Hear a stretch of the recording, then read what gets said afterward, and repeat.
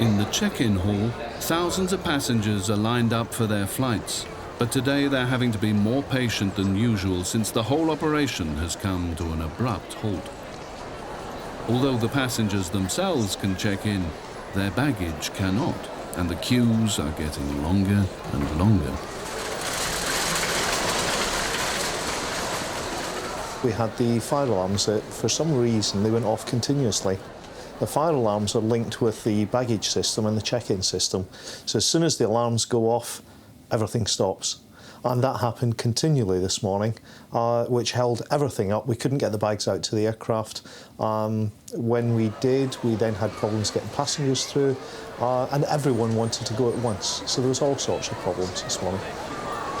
Well, this is definitely probably the busiest Saturday we've had so far for holiday traffic. The baggage belt failures have caused us a great deal of problems this morning. What our task now for the rest of the day is to try and recover some of that time. We have 5 based aircraft here in Bristol. What we look at is to see if we can get one of our spare aircraft to Bristol to smooth things out, to smooth the operation out, and hopefully alleviate some of the delays. We do have 20-minute turnarounds of our aircraft. What we'll do today, because we are running behind schedule, is our flight deck will be pushing the aircraft. They will be, in a sense, speeding along the skyways. There's such a buzz to this whole life. You know, aviation is it's a very fun life. It's very high stress. There's a lot of, there's heavy workload, but it's the whole people interaction side of things. For passengers and staff alike, it's a frustrating time. The departure lounge is full and the planes are waiting. But without the baggage, no one is going anywhere. There's nothing else to do but sit and wait and even snooze the time away. Out on the apron, pilots with busy schedules to keep are anxious to get things moving. No, go ahead. Your radio's not very clear, though. We would like passengers, if possible, please, on the coast. I think there's copy if you're only going to get half of them. Back at check-in, passengers and their baggage start moving again. But the hold-ups have lasted nearly an hour. With the logjam finally clearing, the first flights can get away. Thank you for waiting. EasyJet flight EZY401 to Glasgow is now ready for boarding.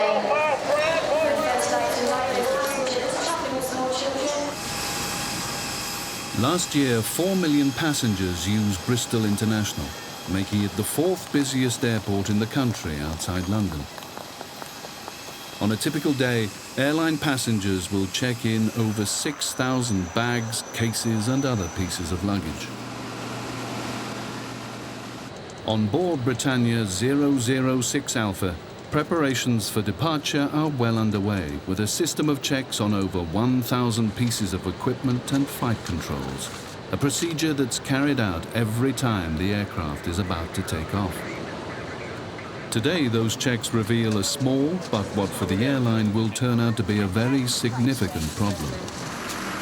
Outside, the last of the 12 tons of fuel is still being loaded. But for the moment, this aircraft is going to remain firmly on the ground. We've got a strip of lights that run along the floor which direct people to exits. It's a strip of lights that we think we'll never ever use so long as the aircraft flies, but they've got to be there. The last 8 feet of these lights are not working, so we've got to get them repaired. It's a requirement for the Civil Aviation Authority. It's part of the safety equipment on board, and we have to have it. People get worried. They think every technical fault is an engine, serious problem with an engine or something serious with wings. It's not the case. It could be something as simple as 8 feet of lighting that's not working. Britannia have sent to their base at Cardiff for a spare part to cure the fault. But airport security at Bristol won't allow the engineer in because he doesn't have the right pass.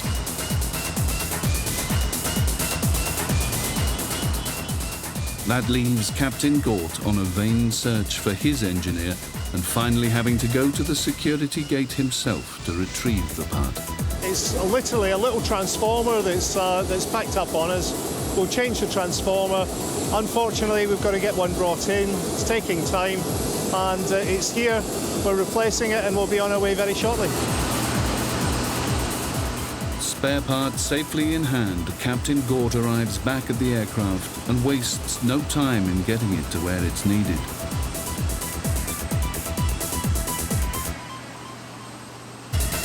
He's needed back on the flight deck since by now Flight 006 is running over 2 hours late in a schedule which leaves little or no time for any hold-ups.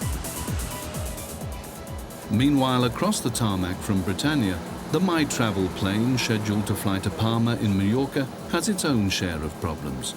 The baggage delay means that although the captain has his full load of passengers, he only has half their cases. That leaves him with the difficult decision of whether to take off or wait for the rest of the luggage and a possible major delay. But in times of crisis, airlines can help each other, and today it's Air 2000 who come to My Travel's aid. One of their flights is going to the same destination just 20 minutes behind and may be able to take the 70 missing cases.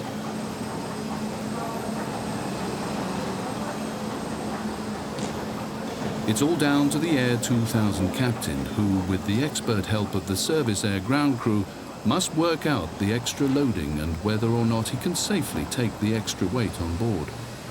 It all requires careful checks and rechecks, but in the end, it's going to work, and the extra cases are loaded into the Air 2000 hold. But there's no reprieve for Britannia. The electrical problem is still taking time to be sorted out.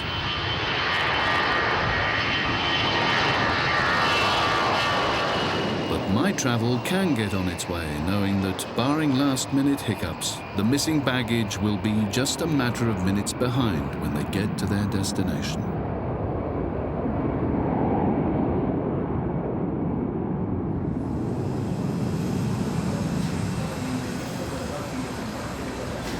At last, flights are getting underway, and the airlines are starting to claw back the time they've lost.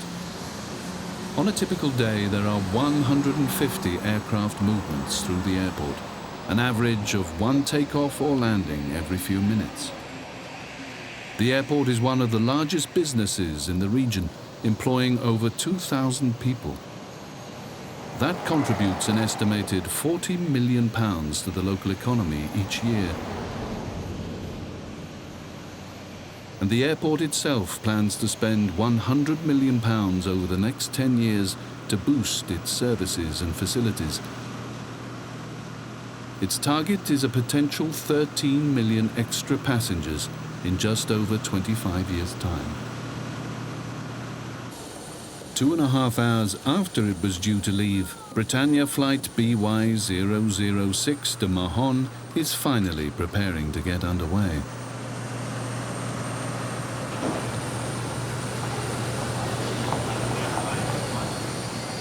Watching the passengers board is a major relief for station manager Steve Mackay, whose only headache now will be to see just how the delays to subsequent flights can be eased.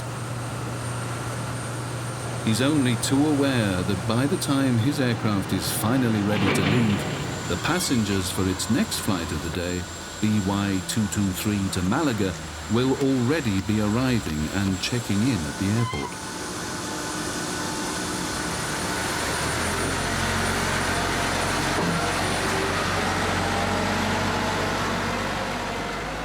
The final moments of departure are here, and the pushback of the aircraft can at last get underway.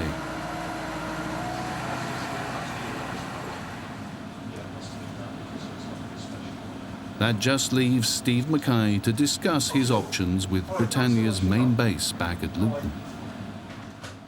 Today, we've taken some delays along with several other airlines because of lots of different problems. So what I'm looking at now is how do we best cut that delay to the absolute minimum. So I'm sitting here and I'm looking at, let's prepare people for the next rotation, make sure that everything's ready. We've got the crew here now, and I'll be out there at the aircraft side driving that along with the dispatcher to make sure that we get it cut to an absolute minimum.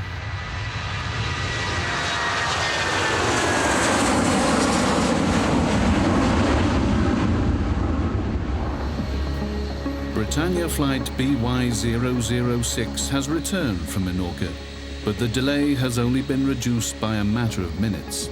It's going to take some seriously hard work and a bit of luck to cut that down even further. As 006 taxis slowly onto its stand, literally dozens of people are waiting in the wings.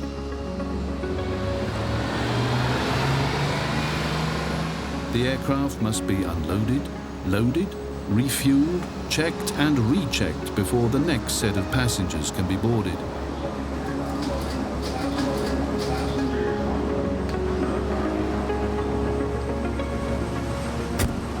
It's an operation where timing, knowledge and teamwork are extremely important.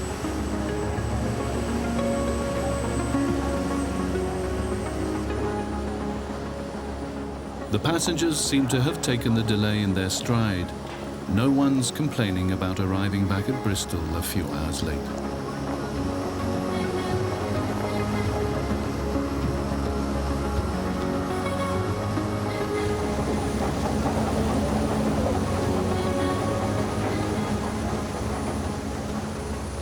And for Steve Mackay, it's going to be an anxious time.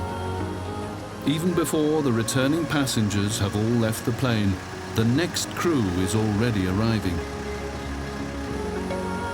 They're due to take the plane to Malaga under its new flight number BY223 Alpha. Right, the important thing is to make sure that we get everybody off and back on again as fast as possible. Safety is absolutely essential, so we're watching to make sure that all the essential checks are being done, but with as much speed as we possibly can. I'm hopeful we'll get it turned around in 45 minutes, around about that. We're nearly there, we've got virtually everyone off, and the new crew are just getting on now. So it's taken 6 minutes so far. That's not bad. The hoped-for 45 minutes will cut the turnaround time down by about half an hour. Today, though, any saving is going to be worthwhile.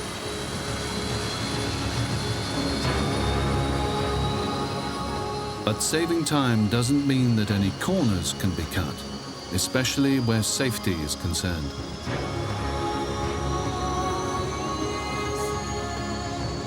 Captain Pete Warren carries out his normal outside check of the aircraft. It's detailed and certainly never hurried. Wheels, wings, flaps and engines all come under his expert eye.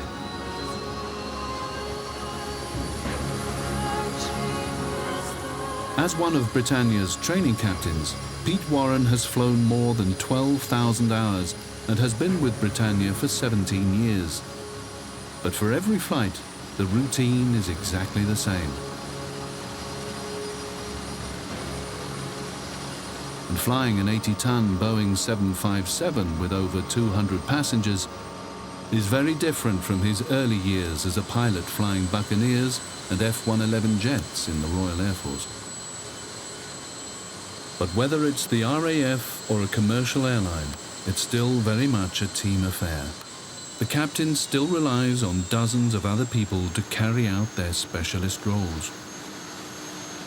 But it is not just pilots and ground crew who have a major part in the turnaround. The aircraft must also be cleaned and restocked.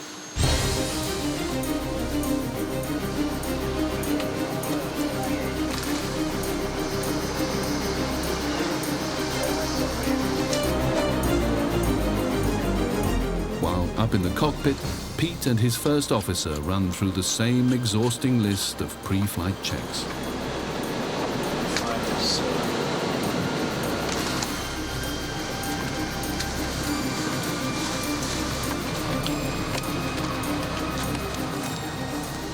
And all the while, eyes remain firmly on the clock as it ticks away the minutes. All right, I'm really quite pleased actually with the way things are going. The aircraft's been here, 18 minutes now, and just looking at it, it's been cleaned virtually, just finishing off. Fuel is going on, the bags are all off, the new bags have arrived. We're doing quite well. Well, in terms of the delay, we now have an ATC slot, which is at 15:55, so we need to go in the next 30 minutes. And then crucially, we need to get the aircraft cleaned and the security checks carried out, which is the cabin manager will make sure are completed correctly. And then the agent is actually responsible for the turnaround to make sure that all the services are provided correctly and on time. All we can really do is carry out our checks here to make sure that we're ready to go once the aircraft cleaning and servicing is complete and the passengers are on board, so that we therefore carry out our checks such that as soon as we're told that the passengers are on board, we can close up and go immediately. And that's what we're trying to do now, is to make sure that the front end of the aircraft is ready to go at the appropriate time. These sheets.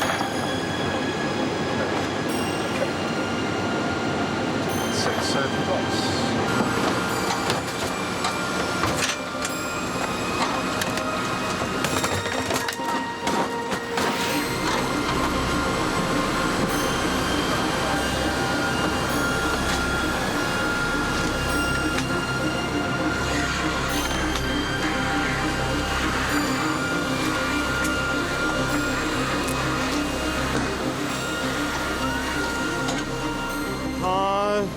About 28 minutes we've been on the ground now, and I've just got the thumbs up from the dispatcher. They're ready for passengers. We're getting our disabled passengers on now.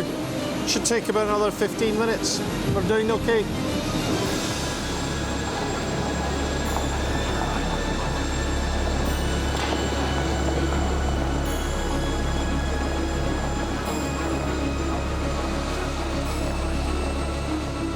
With things going well, Steve is looking a much more relaxed man, but still keeps a keen eye out for any potential problems, such as mobile phones, which are forbidden on the tarmac because of all the aviation fuel around, as well as on board the aircraft.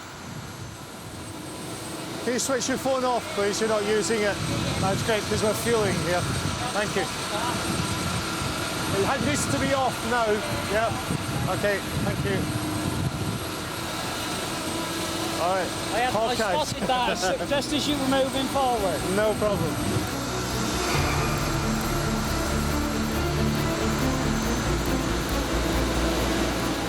So, trying to make their slot, aren't they? Well, yeah, we're all right for time. We've got another 15 minutes before the slot.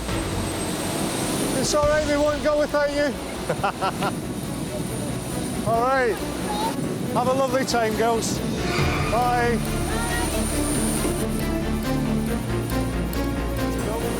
That's fine. We see. Not bothered by that.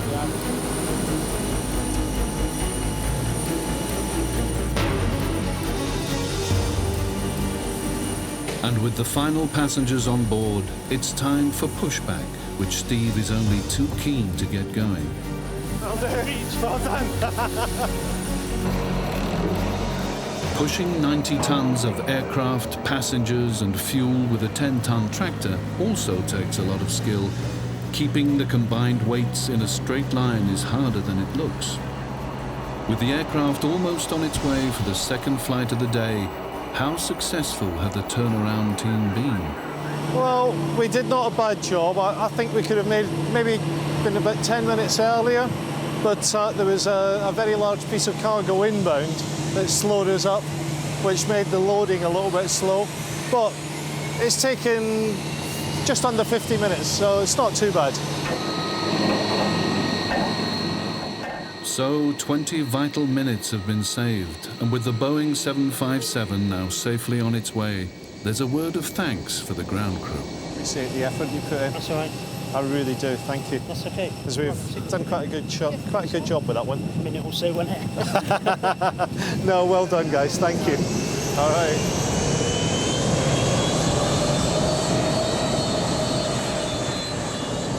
It's now all in the hands of Pete Warren and his crew. Pete decides to use runway 09, which he knows will save him a turn over the Bristol Channel and some vital minutes.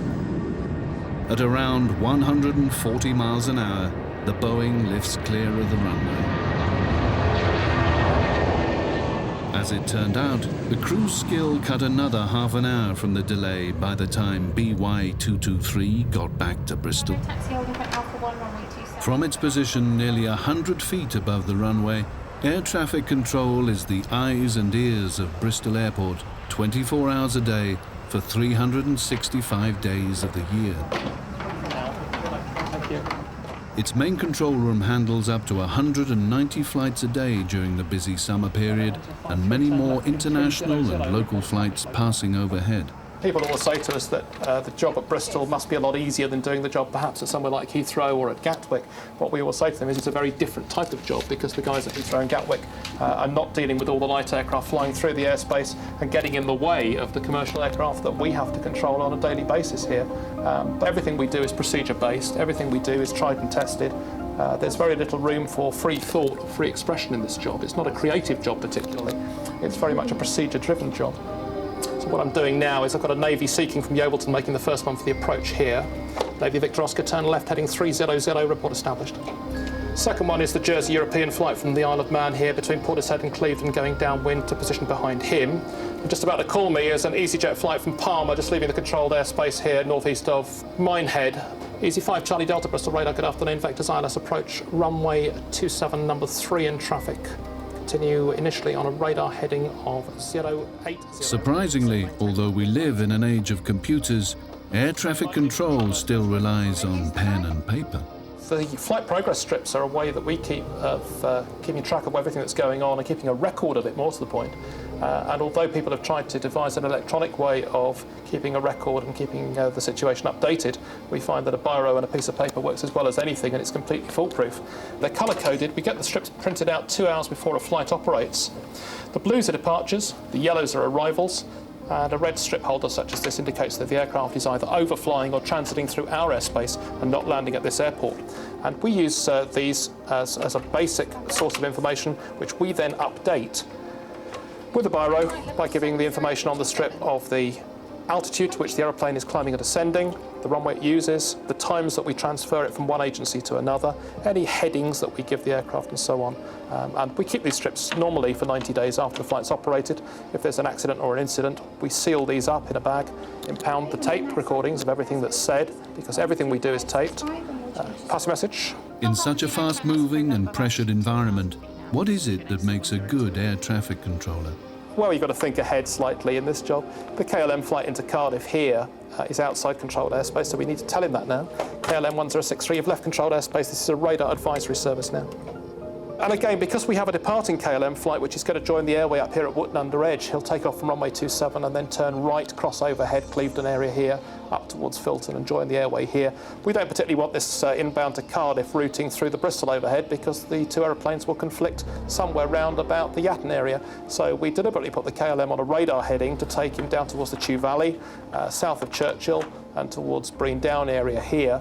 By doing that, it ensures that the track of that aeroplane remains clear at all times of the departing aircraft from here, taking off and going up towards Wootton under Edge.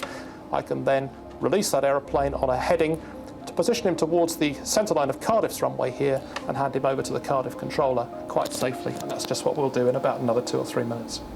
Back on the ground, Airport Safety Officer Jim Calloway is waiting to carry out his regular runway inspection. Tower of this is Ranger at Alpha 2, when convenient, I'd like to enter for a surface inspection. Ranger Tower after the Cherokee runway 27, heads to report runway vacated. After the landing Cherokee 27, enter, report vacated, Ranger. We're entering the runway now. The aircraft, you can see, is light aircraft's just landing there. There's various lights we have on the runway. The centre line area, as you can see, is a white row of lights. The red areas are marking the undershoot of the runway. So basically, you don't want to land here. This is the undershoot. As we come up here, you see a row of green lights. This is the threshold markers, and obviously they call this the piano keys. As we travel down the runway, so you can see all the rubber that's built up here. This is the touchdown zone, and this is marked. The touchdown zone throughout is marked with the white sets of lights either side of the centre line. And what we have to do every 6 months is carry out friction measurement on the runway to assess that the rubber build-up isn't affecting the actual friction characteristics of the runway. The runway surface is made of grooved asphalt. That helps the water drain off. It also provides the friction for the aircraft landing. Over the years, we've found a couple of unusual things. Remember years ago, a light aircraft departed and this chap must have left his clipboard on the wing. I was going down, there's this clipboard and a nice Parker pen actually attached to it, which was left right over on the runway edge there. At night, the runway inspections form part of the bird hazard control at night. And although some people may say birds don't fly at night, obviously, apart from your owls and that, certain species may turn up on your airfield at night. Therefore, if there's been no movement on the runway for 15 minutes of takeoff or landing, we're obliged to carry out a runway surface state inspection, and we can do up to 15 to 20 inspections on a night. And there again, the surface state has to be reported. There's various sequences that have got to be reported. I just vacated the runway at Golf 1, which is a holding point. I'm going to report into air traffic now. Tower, this is Ranger, vacated at Golf 1, surface driver. Said vacated, dry contact to the ground now, channel 1. Roger, Tower, over to ground, channel 1. Go back to the runway surface state reporting. We have to report it in thirds with the exception of a dry runway. So we could get 3 different types. You could have dry, damp and wet all in one inspection. That can occur when a shower line has passed over part of the airport. So the first third of the runway may be dry at the eastern end, the middle section may be damp, and the last third may be wet. Or there again, which amuses some people, sometimes we report wet, wet, wet.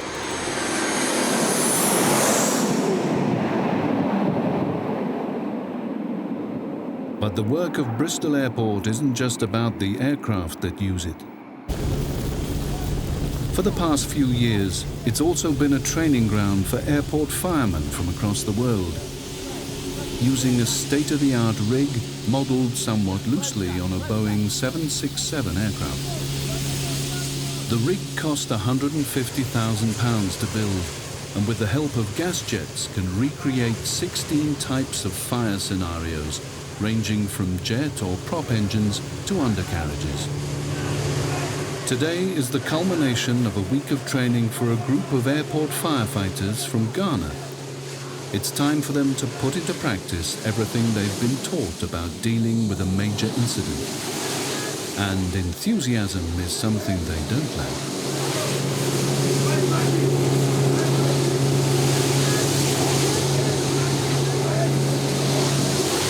That was good. You split your resources, and that is what you had to do. You had no manpower available. The one thing that none of you were doing, you were not low enough. You must adopt a much lower position, a safer position, so that if there is any fire, it's going over your heads, okay? But the tactics were correct. I think the best word for this piece of equipment is a simulator. It will simulate what you can and possibly could face. It can never be real, because the one thing that you haven't got is the human element, the passengers that are escaping, people reacting in different ways, because you can never fully simulate that. However, what it can do is it can make these firefighters rehearse what they should be going through, the processes that they need to adopt in order to carry out and effect a rescue properly. We're going to simulate an external fire situation. The scenario is we have a 757 that's landed heavily, okay?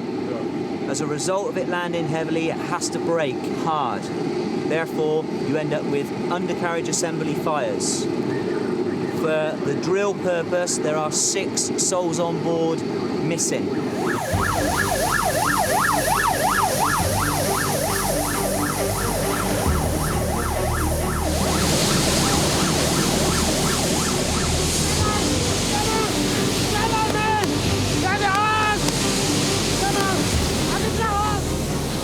Really, today we wanted to actually put together all of the components that they've learned through the week. So we've started their training from a very basic level, explaining why they need to actually expedite the way that they firefight. You'll find that when they first come here, there's no emphasis placed on speed and time and knowledge in what they actually have to try to achieve to actually save life. So today pulls all those elements together, and what we try to achieve is we set them an exercise that's really too big, so that people actually turn around and have to think for themselves and react to the changes that take place.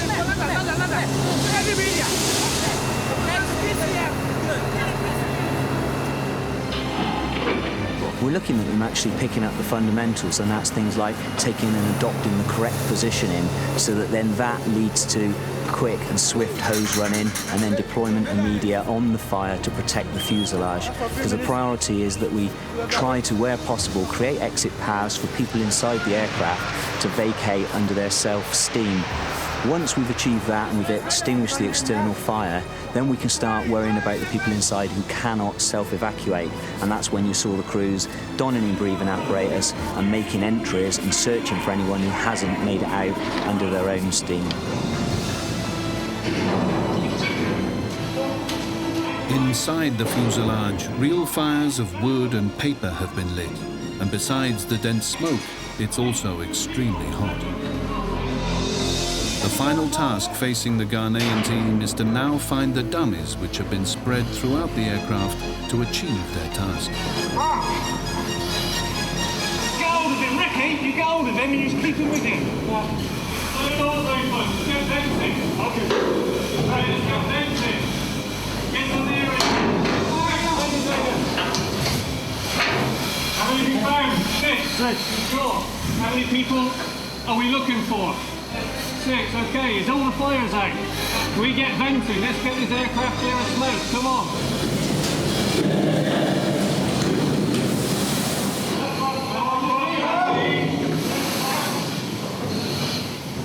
I'd like to think that they'd be able to take away with them something where they can, when they're faced with a situation, be able to actually take a step back, think about what they have to achieve first, and then deploy as swiftly as possible. One of the things that we do try to practice in the fire service, particularly within the aviation industry, is to actually make sure that crews carry out unsupervised, because there's one thing being an officer in charge who has to think about 10 other different things, but each person is part of the actual mechanism that makes this service work, so everybody has to be able to think on their feet. Good morning, ladies and gentlemen. British Airways departure to Jersey, flight number BA4033 is now ready for Most days, Claire Barbier keeps her feet firmly on the ground. boarding at gate number 2. Morning, sir. She's the face of British Airways that passengers see either at check-in, at the departure gate, or seeing them off out on the tarmac. Enjoy your flight. Bye-bye. Bye. Don't film me, I'm supposed to be at work.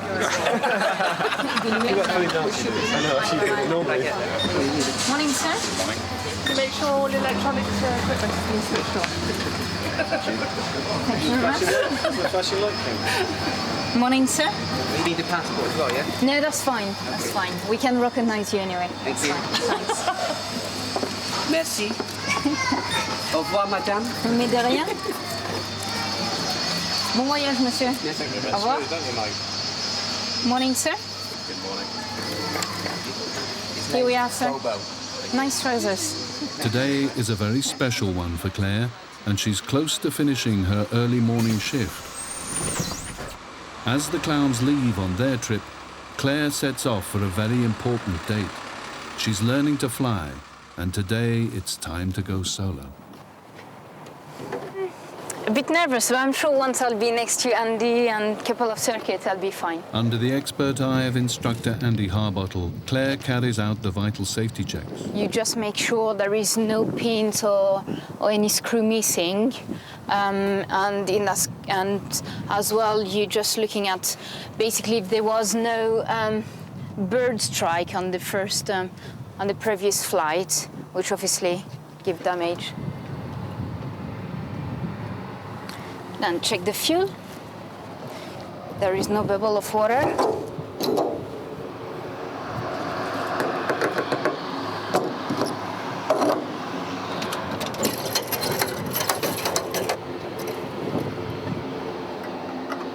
So, check brake fluid, very important. Okay, so trucks away.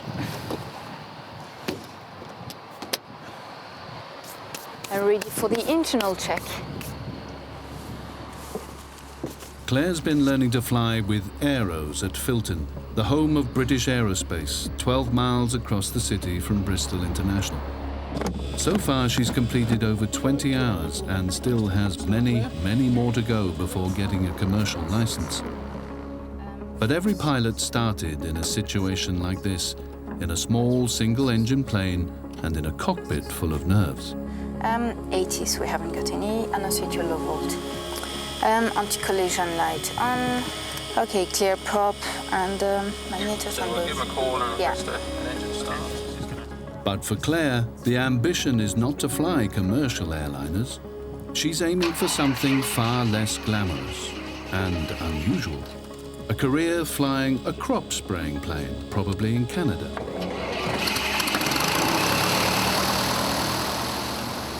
Today's flight is just one small but vital step towards being allowed to fly any aircraft on your own. But first she'll have to take off and fly a few circuits at the Filton runway to convince her instructor Andy that she's really ready and able to go on her own. Unlike the cloudy weather, the takeoff is perfect.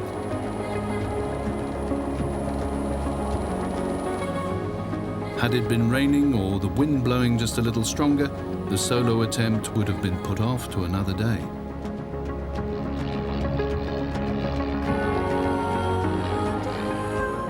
But even a short distance into the flight, the wind is getting stronger and there's some turbulence, so it's time to get back to Earth.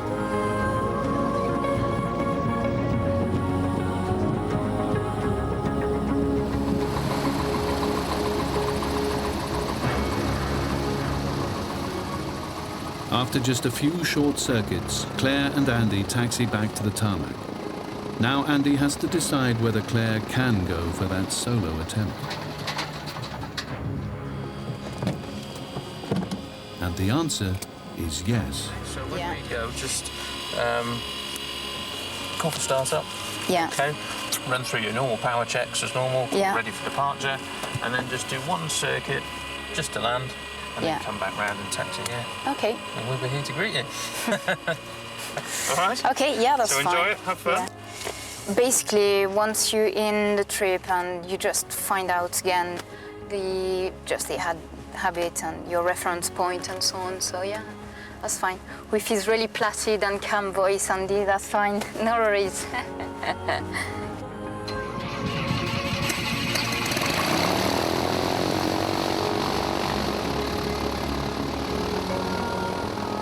The night before, I was kind of worried. Oh, he's not worried, he's just concerned about it. God, solo on your own up there. And, you know, when you think 8 months back, you didn't know what a rudder was or those kind of thing. So people was like, God, I would never dream about it. Go back to Bravo, runway 09, clear for takeoff, surface wind 08008.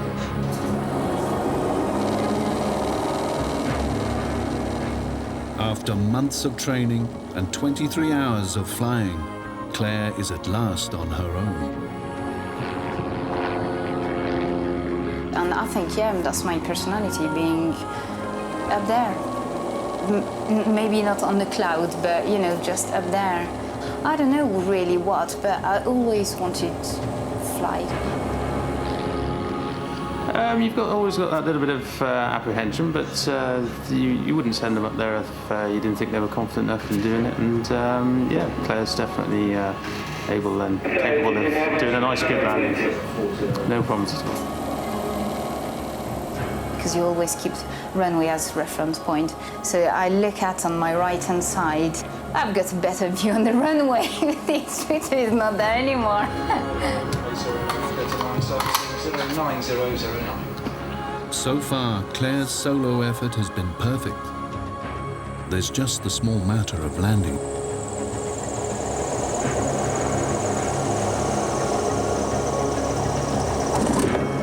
Once my 3 wheels were on the ground, then I thought I reached a big step.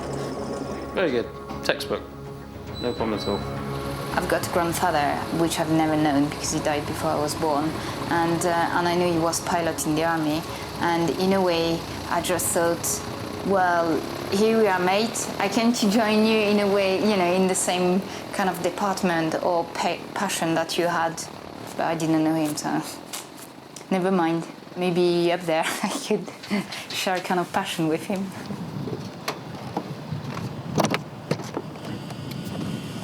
I just say thank you to Filton Tower. I had his congratulations. I could hold a bit more, but it was so quick, you know, you haven't got time. So yeah, off, and my... Brilliant, well done. Excellent. Yeah, it's just really quick, you know, so you haven't got time to think, you know, really properly about things. So. anyway. just becomes natural. Yeah, it's automatic. Yeah, absolutely. No, I really enjoyed it. I was almost saying, can I do a second one? Because it's just too quick and, you know. Yeah, no, that was really good. Brilliant. So, Good stuff, well done. Well, a good thing done. Congratulations, Eric. Back at Bristol's other airport, it's presentation Can time. we do the proper handshake? Well done. That's too complicated for me. The firemen from Ghana have completed their training course and are collecting their certificates. Bodu. Mills.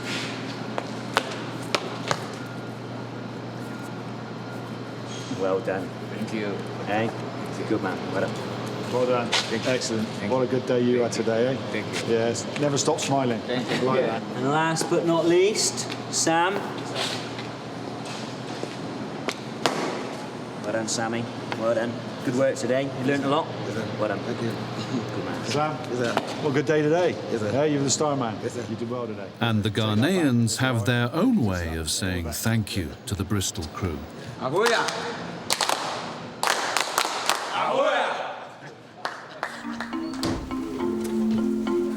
It's the busiest time of the day in the crew room at British Airways, where pilots and first officers are busy with flight plans, weather charts and loading details. Next door, we've given them a dummy fuel 36. Right. Paul and his captain Mark are scheduled to fly 2 round trips to Paris Charles de Gaulle during the morning. But today there's a big problem facing them. The French refuelers are on strike. So ordinarily we would refuel in Paris, but because they're on strike, we've got to take enough fuel to get to Paris and back, which causes problems because we've got a very high passenger load this morning. It means their Embraer jet will be very close to its maximum takeoff weight. So Paul and Mark have to work out their expected fuel consumption in the finest details. So unrestricted on flat 9 takeoff 1. Have you got the figures all around? Not yet. Okay. Oh, hang on, I have. There's another one there. I lie. Hang on. Out on the tarmac, the Embraer is being fueled for the trip. Working out how much will be used is not just about the time spent in the air.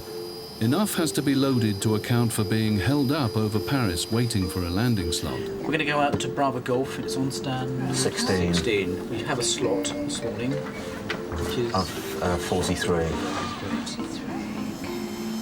In fact, today's margins are so close, they'll be just 33 kilos below that vital maximum permitted takeoff weight.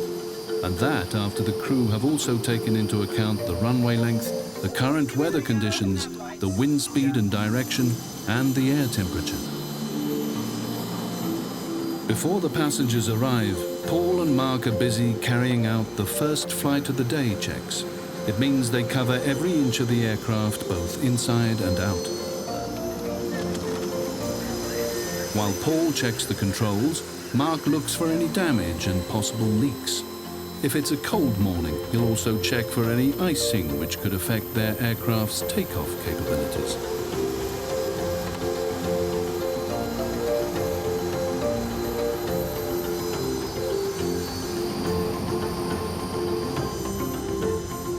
But today, it's the fuel calculations that are vitally important. Autopilot. Autopilot. More has to be added in case there's a diversion to another airport because of fog or any other problem at Charles de Gaulle. And on top of that, there's even a further contingency to cope with any other unforeseen circumstances. One of the big things is, as a crew, we're very keen to get off on time, and we do achieve that. And I have to say this because we're very proud of this at Bristol, but we are the most punctual base for British Airways in the UK, and 8 out of 10 of our flights depart on time. So that's quite a record, and so we're very keen to try and keep that going. We have quite a lot of pride in our base, so that's what we're after doing. And I think everybody's happy then. If we get away on time, we get to destination on time, then the passengers are happy, and we're happy because we go home on time as well at the end of the day, because ultimately it affects everybody. It's not just passengers, it's affecting its crew as well, and it has a knock-on effect because aircraft aren't just doing the Paris today. This aircraft will go on once we get back, hand over to another crew. The aircraft will go on and do further sectors. So we want to keep the whole thing running as best we can. So kicking off this morning at 6 o'clock, our cunning plan is going to affect everybody else throughout the day. As it turns out, their calculations are spot on, and BA 4082 takes off perfectly on Bristol's runway 27 at a precisely calculated speed of 135 knots. Meanwhile, it's the start of another patrol for Airport Safety Officer Jim Calloway. Jim and his colleagues maintain a 24-hour, 7-day-a-week watch on the whole airport, from the perimeter fence to the tarmac. You can see the engineer's been working there, carrying out some service or maintenance work on it, and obviously there's been an oil leak or some oil spill. That's a hazard that we're going to control straight away. We'll apply some degreaser to that and get it sorted, make a note of it in the book. As he's about to sort out the oil problem, Jim sees something. Right, in fact I have spotted a possible hazard here. I've just noticed that the aircraft is refuelling.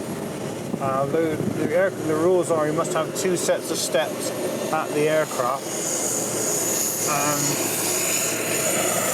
I'm just going to have a word with the refueler about it to make sure that, find out if he is still pumping fuel. If he is, you may have to stop until the rear cabin door is undone.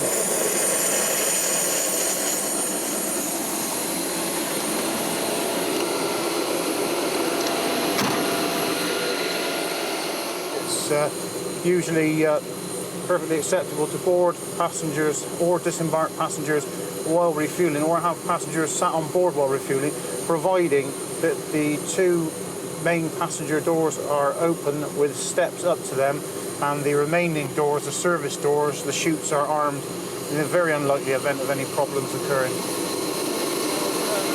Watchroom, this is ASU over. ASU is on stand 2 of the EasyJet. Just to inform you, they're currently boarding passengers and refueling.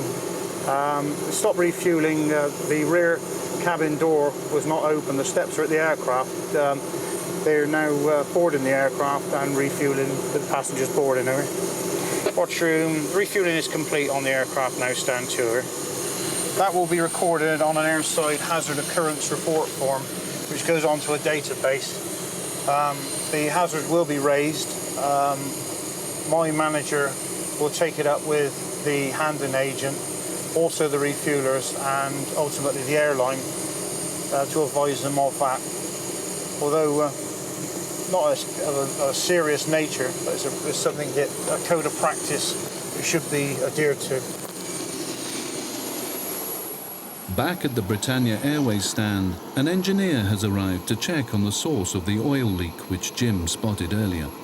Its most likely cause is an overfilled oil sump, but it could be a broken or damaged seal, or worse.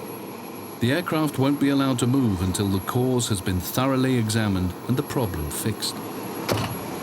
Jim, meanwhile, has the task of mopping up the oil before it can do any lasting damage. Because the tarmac is such a busy and sensitive area, it has to be kept scrupulously clean at all times. A little look at that area there on the ground, reassessed it, and we have to soak up some of the oil. It's not environmentally sound to put down a biodegradable degreaser on it and just simply wash it away. So what I'm going to do is just absorb the bulk of the oil with these absorbent mats that we carry around, which will be put into controlled waste, and ultimately we will make a charge to the airline for the problem.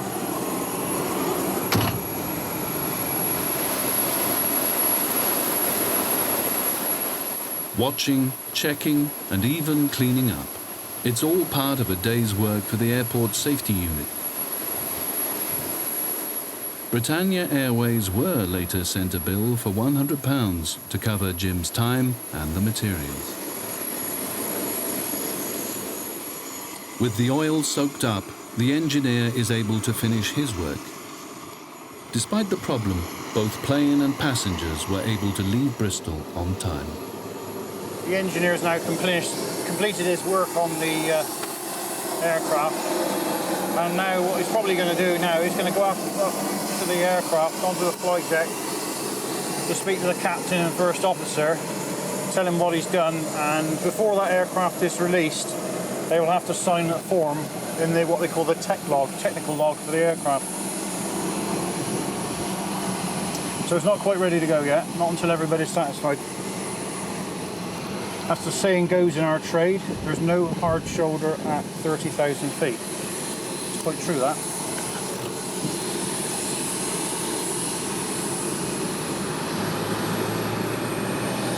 The guy there is doing his walk around. There's something else we look out for on the airside safety unit. How people are behaving, how they're going about their jobs. He's doing the correct job. He's just gone around, picked any small bits and pieces of FOD, which is foreign object debris, off the ground. Sometimes little pieces off of suitcases, sometimes baggage labels come adrift. And it's his job to check that the stand is clear prior to the aircraft engine start and push.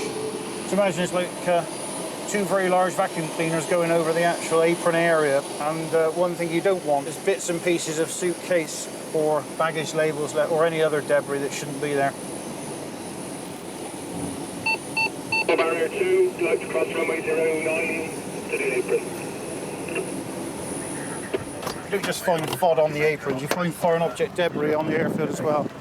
This small amount of polythene here, ingested in an engine, could cause a compressor stall at a critical phase of takeoff. This particular aircraft that's taken off is a Boeing 737-300 series, and it's got CFM 56 engines on it. The engine, when it's at maximum thrust, on each of those fan blades is equivalent to 33 tons in weight. So it's a phenomenal amount of weight on those fan blades.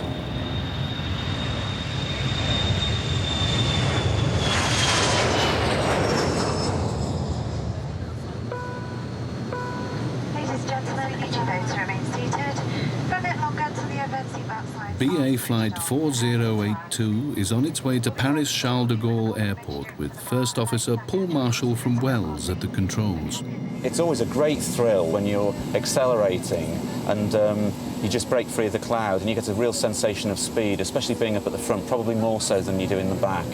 So that's tremendous. And personally, I don't really lose that. I really enjoyed my job, and I've always liked the idea of flying since I was very, very small, since my father took me to look at lightnings on the fence when I was stood around the perimeter fence at RAF Valley on a holiday, so in Anglesey. So it's really a dream come true for me to be able to actually do the job I've always wanted to do. Very, very lucky, very privileged to be able to do that. Becoming a pilot was a career change for him, since for 17 years he was an airport fireman. But flying was something that Paul always wanted to do, even from an early age. Would you like a sandwich? His quest to become a commercial pilot took 10 years, during which time, as well as working as a fireman, he took part-time jobs such as a car delivery driver and working as a home care assistant. It can be a very busy flight. It's a relatively short flight. We go through very busy airspace, so the workload can be relatively high throughout the whole flight. So we have to work together as a team to achieve the sort of goal of getting the passengers in the aircraft to Paris on time. Paris is one of the busiest flights, not only for the crew up front, but also for the cabin crew, who have just half an hour at best to refuel the passengers. Without doubt, there is, boys with toys and things. You're flying a very, very expensive, very complicated aeroplane, and it can move very, very quickly. For example, a couple of days ago, coming down from Scotland, we had a ground speed of 670 mile an hour. So that is really, really rocketing along. Learning to become a pilot under your own steam is a real labour of love, hard work and hard cash. Learning to fly and gain a commercial licence these days costs over £50,000.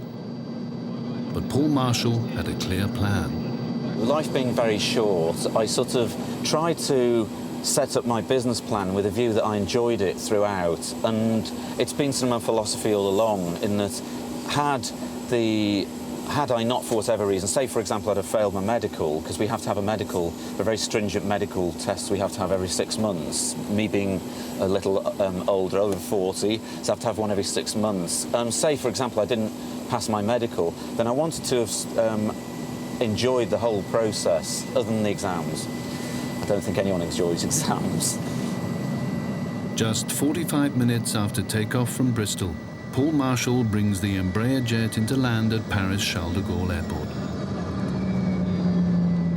The crew's planning has worked perfectly, and there's enough fuel to guarantee their safe return to Bristol in about an hour's time. That leaves one more flight, another round trip to Paris, and another set of checks and calculations. Before we go any further, just has everyone logged on to CCB and read the up-to-date crew and safety notices? In the crew room at Britannia Airways, the cabin staff for Britannia's afternoon flight to Palma in Mallorca are being briefed by their cabin manager. It's going to be quick and very busy. Today, that briefing is also being watched and noted by Claire White, the company's cabin services manager. At least twice a month, Claire, who also looks after cabin services at Cardiff, joins a flight to check on the cabin crews and the service they offer.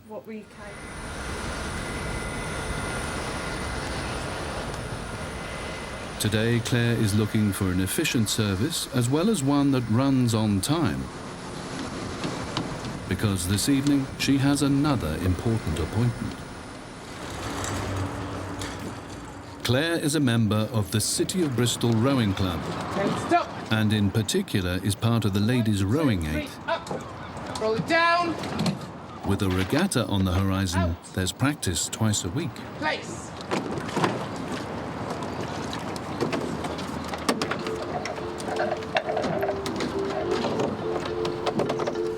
We row Monday and Wednesday evenings and then Saturday mornings. And we're training a little bit harder at the moment because we're doing regattas every other weekend. So it's just nice. Lovely to come out on the water, especially when, you know, when the weather's like this.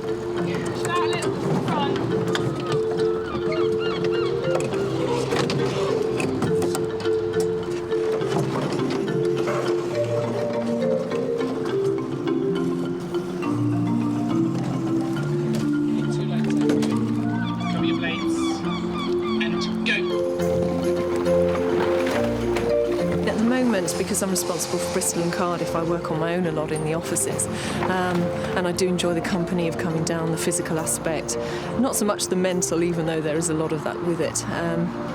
It's just a great sport. It's really nice, quite exhilarating, I find. And then every other weekend throughout the summer we have the regattas, which are great fun, lots of partying, working hard, playing hard, and that's just lovely. It's a sport you have to commit to because it's a team player sport. If you don't want to work in a team, then you do aerobics or running or something like that. But when you're racing, you have to give it your all because it's not fair on the other crew members, really. And although we're novice and, you know, we're hardly Olympic standard, it's only fair you will put your all. I mean, the days I work in Cardiff, I have to be up at 6 to get there for 8 to come leave the office at 4:30 to make sure I'm here for 6 o'clock. So that's what it takes.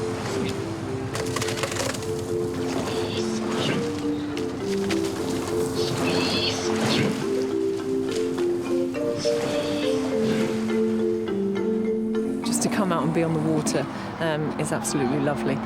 The girls are great. There's a really good social scene with it. So something I like doing. It's quite a mental sport, really. If you don't concentrate, the stroke goes wrong quite quickly. But it's more the physical, the keeping fit side of it, as well as the mental aspect. I have a lot of that at work. But just coming out and getting some fresh air in your lungs is really, really nice. Nights like this, it makes it all worthwhile.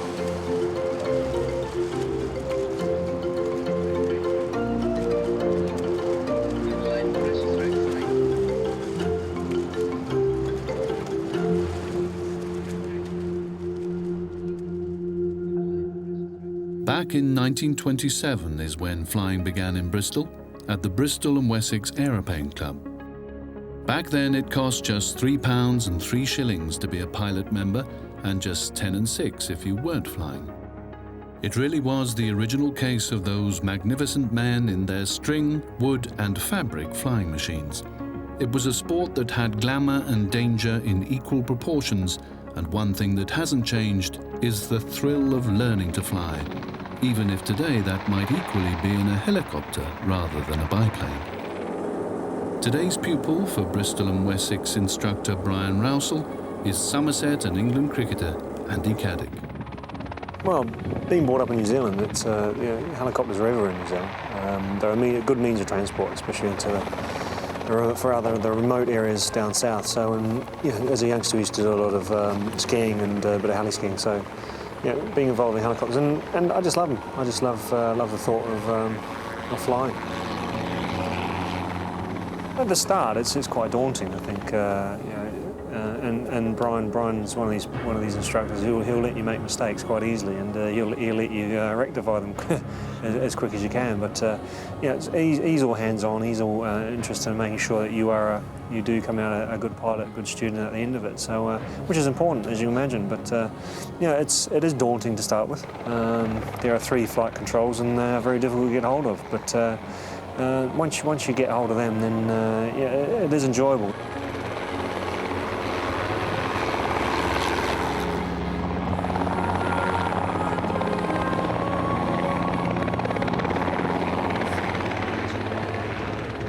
There are things I will do, such as personal appearances, where I'll probably end up using the aircraft to get in and out, because at the end of the day, the road systems in England do tend to take a long time to be used.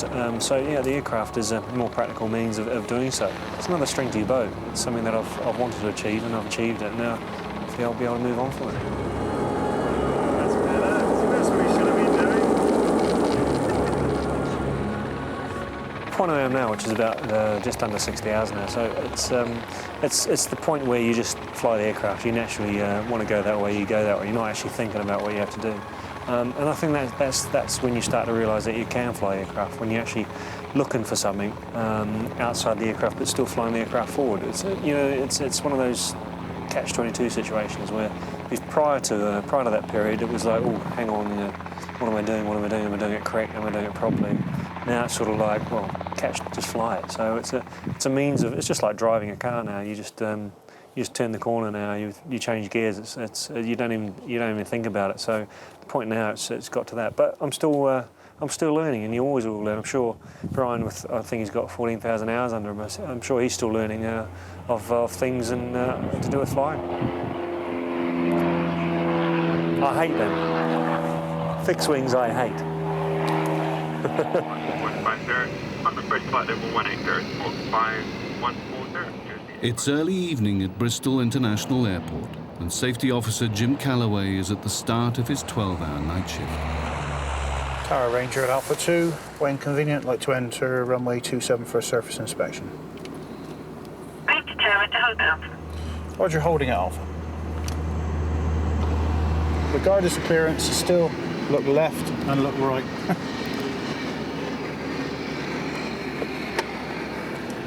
We'd like to get a runway inspection in on the dusk patrol to make use of the last bit of available light. Obviously it's a bonus. We can see the margins of the runway as well, checking for any bird activity or any birds that may have settled there, and also keeping an eye out for any foreign objects that may appear. The rules are sufficient time should be allowed to carry out the inspection at a speed driven suitable enough for the operator to see the full width of the runway, and also to cover the full length of the runway. A short way into the inspection, Jim spots a problem. He's noticed that one of the runway lights has failed. Alpha 1, runway 27, Here a moment. 271028. The runway edge lights are in the process of being renumbered, so it's the 5th light westbound from that taxiway. Got an aircraft on finals out there. I was aware of him before I actually entered the runway. So if there's insufficient time to complete the inspection, what happens is air traffic will politely kick me off the runway, hold me until the aircraft's landed, and then clear me back on. Good evening, Calamon 057 and WSI 27.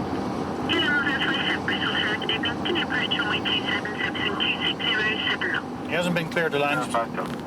Told to continue the approach because of my presence on the runway. I can't butt in here now because I will, because I've got time. Tower Ranger vacated Golf 1, surface dry. Ranger, service copy vacated and dry. Sometimes you've got to jump in when the opportunity arises between aircraft talking to air traffic. Jim and his colleagues are constantly on patrol at Bristol Airport. They're responsible for everyone's safety and security, and keeping an eye on the runway is only part of the job. Tonight, Jim will cover several miles checking the airfield perimeter, taxiways, and the main parking area for the arriving and departing aircraft.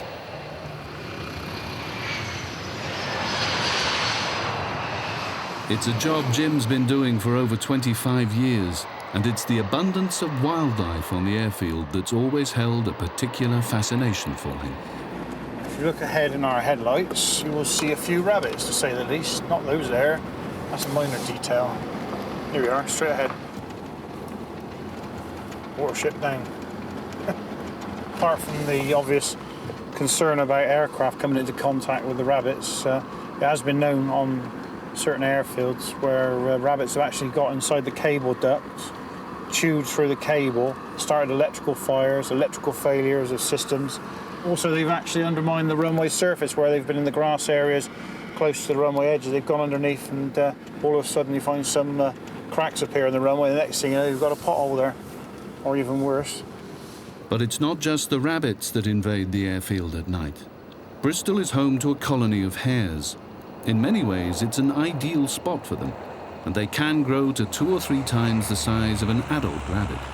That could mean a very serious incident if they got near the runway, and a possible collision with an aircraft either taking off or landing.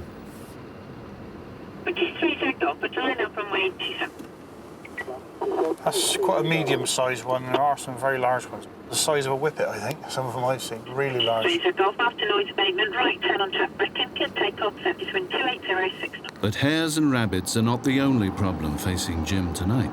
He spots a vehicle exceeding the 15-mile-an-hour limit. That's what we do usually, we clock the vehicles. And that is Outerstand Clearway down there. I'm sure your mic will pick me up or not, but you better not leave it there. Right, have a little word with him.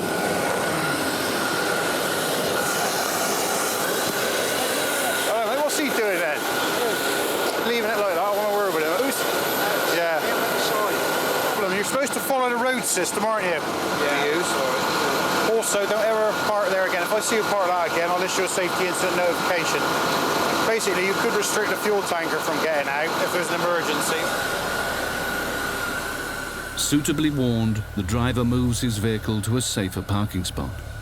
In a serious incident, Jim and his colleagues have the power to remove people from the airport altogether. He was reminded of the rules regarding the road system, and he was obliged to follow them. Also spoke to him, I said his speed was over 15 miles per hour at one stage, but it dropped back down. The worst thing he did there was he obstructed the fuel bowser, which is currently refueling the aircraft. If there was an emergency situation, that refueling bowser had to be disconnected and driven away. The exit route would have been impeded. So, definite no-no.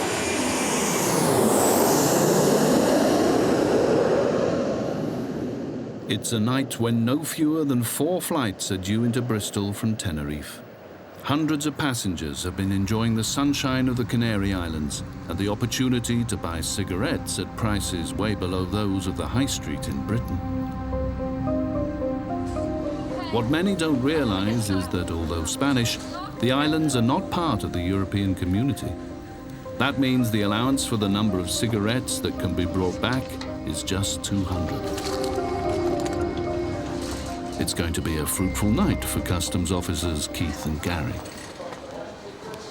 Hello, sir. Is it just the 2 of you travelling together? Could I just have a word, please? Whereabouts have you come in from? Tenerife. Tenerife? How long have you been away for? Week. Week, OK. So how many loads of tobaccos? As I said, the statutory allowance for coming in from the Canary Islands is either 200 cigarettes or 250 grams of tobacco. Oh, all right. Yeah, not both? Not both, no. Which is half of one of those.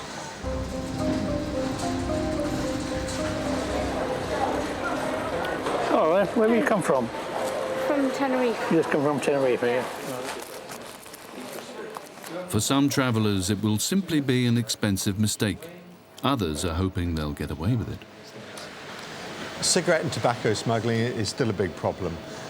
We're seizing large quantities of cigarettes and tobacco, not at just the major ports and seaports, but also regional airports like Bristol.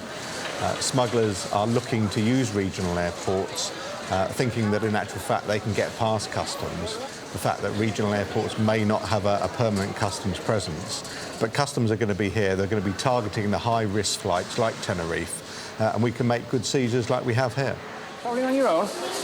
Yeah. Not with a group or anybody else like that, just on your own, eh? Just put your bags on there.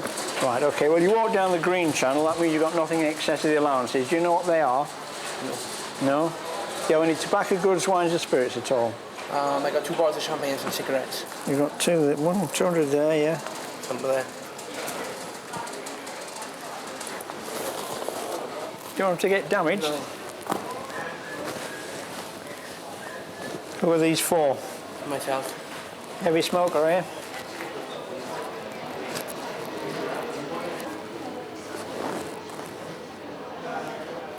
Tenerife, for example, you can buy 200 cigarettes for £8–9 compared to, say, £45 for 200 over here. So there's a big saving to be had. What some people don't realise or try not to acknowledge is the fact that Tenerife is outside the European Union, which means that you're actually restricted to just your normal duty-free allowances, which would be 200 cigarettes, for example. So what I have to tell you is that these goods are seized. All of them? All of them. Do I get the 200 or no? No, you've lost a lot. Right. An hour later, and the next Tenerife flight is landing.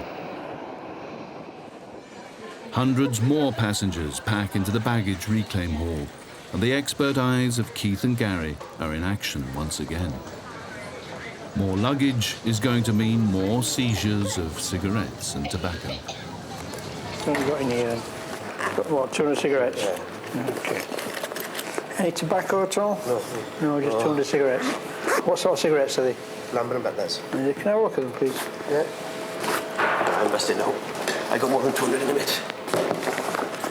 What have you got altogether then? Got 2,200. So you knew you'd got in excess? I took a chance, and if you take it, I thought. Can you open the case then? Yeah, sure.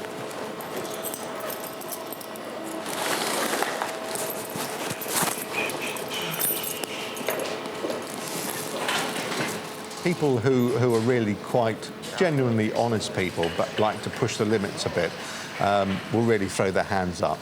They may make what we call a creeping declaration. They'll start off and say, well, I've got my allowance, and then you start to look through their suitcase, and then they suddenly say, oh, yes, and I forgot the cigarettes we were bringing in for Auntie Maisie, and I forgot those cigarettes. So your original declaration of 200 may actually shoot up to sort of 2,000 by the end of our search.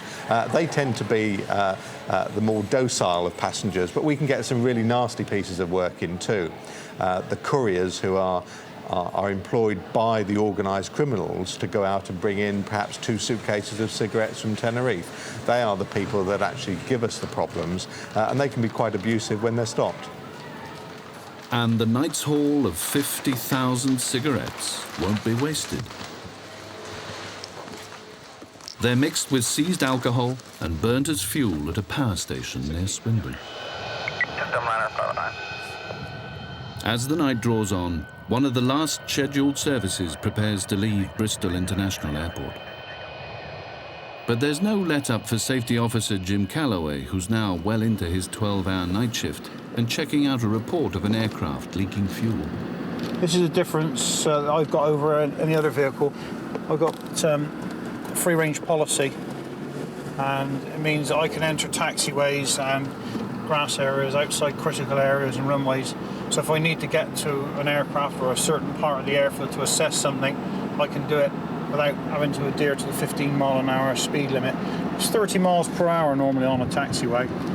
If there'd been a report of a fuel spillage, fuel absolutely piling out of the aircraft, then I would have had the fire service on their way now to the aircraft, and it would have been classed as an incident. I know what the problem is here. I've got a good idea anyway. Some of the older aircraft, in fact some modern aircraft, have got a dipstick system for the wing tanks, so it will show the actual aircraft captain or the crew or whatever, the actual readings in the tank. So if there's any discrepancy with the gauges on the flight deck, it's an additional backup. I'm not overly worried about that. You got a small fuel leak from the dipstick on your starboard wing, sir. We're going to have a quick look at it in a minute. Small area there, we're going to just soak it up, get it degreased. It's just dripping from the stick there.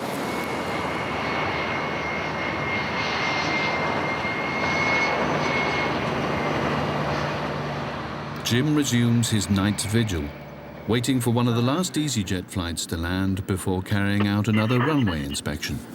Tower issue, like a surface inspection before the Airbus departs?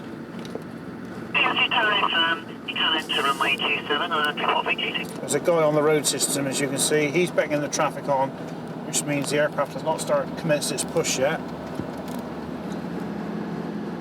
We'll try and get 2 sweeps of the runway in this time, obviously, because the central line lights are going to be in our eyes. If by some chance I can't complete the inspection in that time, I'll hold off until the aircraft's departed. Very often thought, driving along the runway here, they had the incident with the Concorde in France, owing to a piece of metal that was left on the runway. Personally, I feel that Concorde was dealt a very severe blow from the way in which it was handled, because if it wasn't for that piece of metal on the runway and the relevant inspection procedures that they had in place, because I think it was about 1 inspection had only been done that day at the time, and I feel quite bitter about that. We're a small airport compared to the airport in France, which was concerned, and I feel so bitter of the fact that they couldn't have done more to inspect the runway there. And I think probably if it happened in this country, there would have been a major investigation into the procedures, how often and frequently it's checked. And unfortunately now we're looking at the retirement of a fantastic piece of engineering. There he is. I thought there was a hair there too. Cheeky little sod.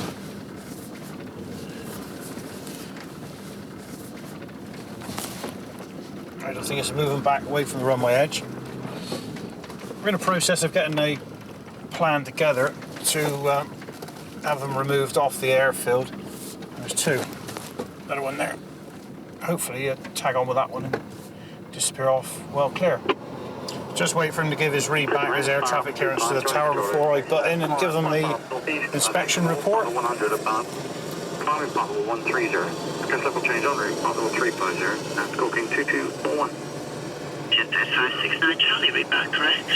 Tower, this is ASU, vacated at Bravo. The surface is dry and a couple of hairs are moved off well clear of the runway at the western end.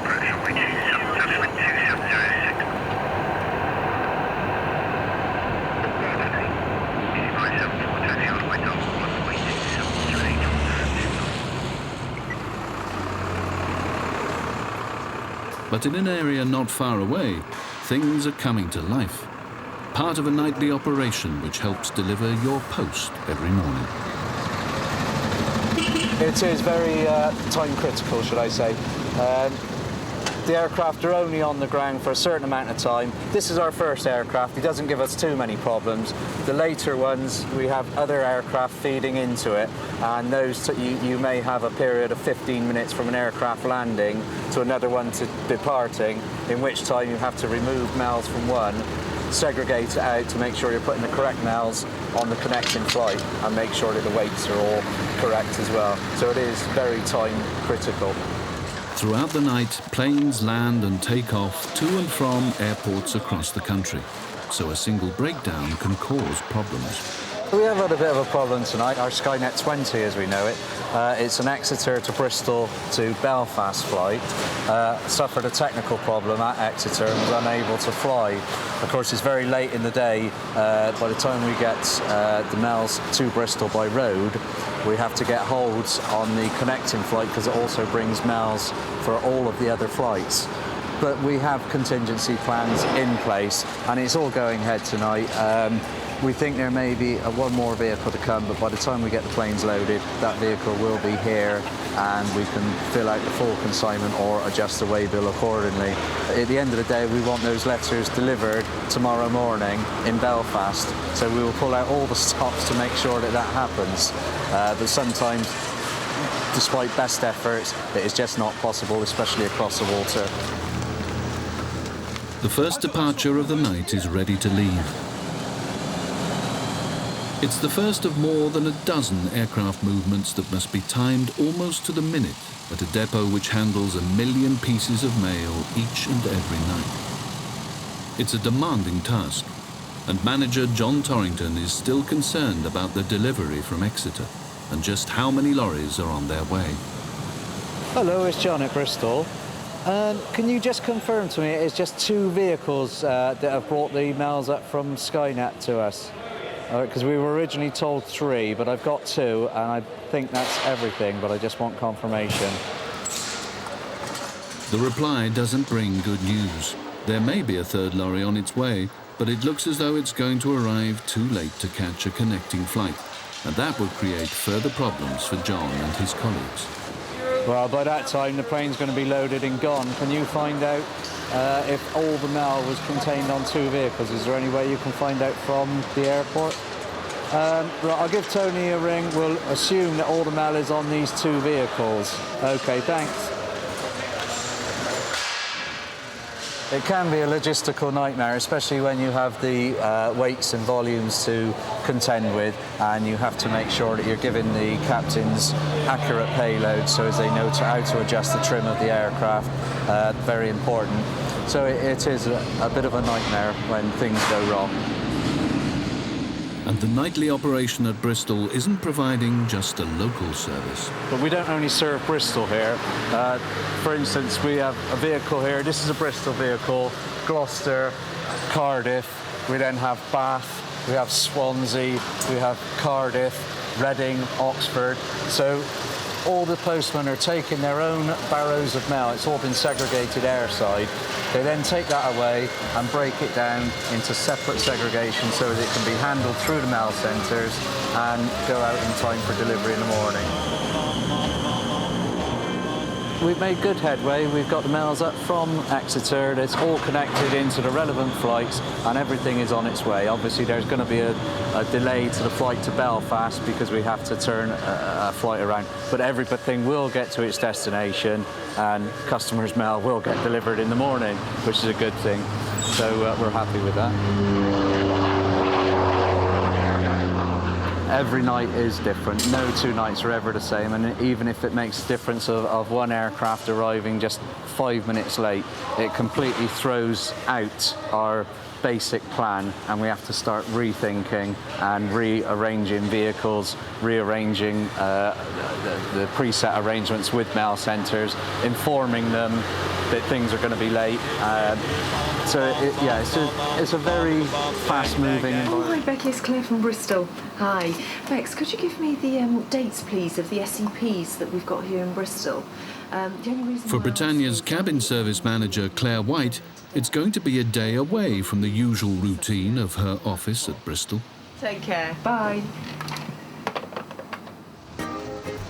Once or twice a month, Claire joins one of her cabin crews on a flight to check out the service they're providing for the airline's passengers. During the flight, she'll be watching their every movement, making notes and discussing any problems on their return. I'm actually looking for organisational skills from the cabin manager, leadership skills, because obviously being such a tight operation, we only have an hour to turn this aircraft around.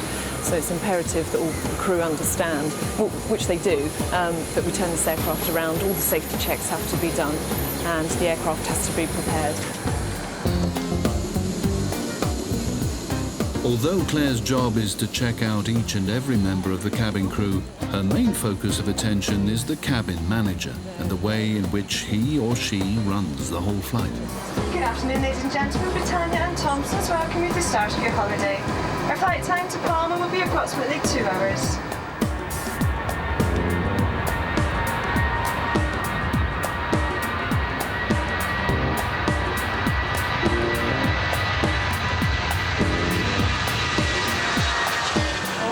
Flights are no smoking. It is an offence to smoke anywhere on the aircraft. We would like to remind you, ladies and gentlemen, that only alcohol supplied by the cabin crew during the drink service today may be consumed on board. Well, my role as a manager is to assess all the crew on board, but predominantly the cabin manager. And the things we're looking for is things like teamwork, leadership, motivation, communication. And it's Gwen's task as a cabin manager to ensure that everything she discussed in the briefing was carried out. So, for example, on this 2-hour flight today, we know that the passengers must receive a drink service, a meal service, and sales at the end. And that is Gwen's responsibility.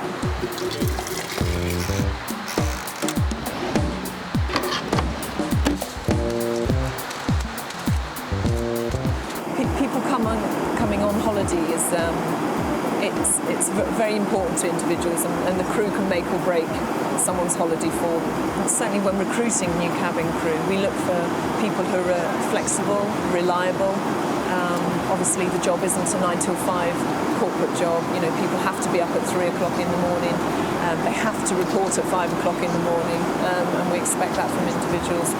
We need crew who want to work with people, with our passengers, who like working with the public. That's essential. And you have to be a team player and quite a friendly, sort of robust individual, really. 2 hours after leaving Bristol, the aircraft is on its final approach to Palma. Claire watches to see how the crew handle the final leg of the flight. On behalf of Thompson's, Britannia and all the crew, we'd like to wish you all a fantastic holiday here in Mallorca. Thank you and goodbye.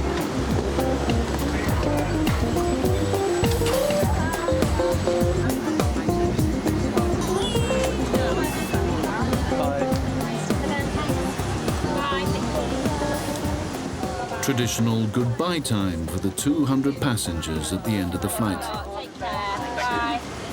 Claire's notepad is full of comments for the debriefing session. And if anything went wrong, she's not going to let on at this stage. Any criticisms at all of things you've seen? No, none whatsoever.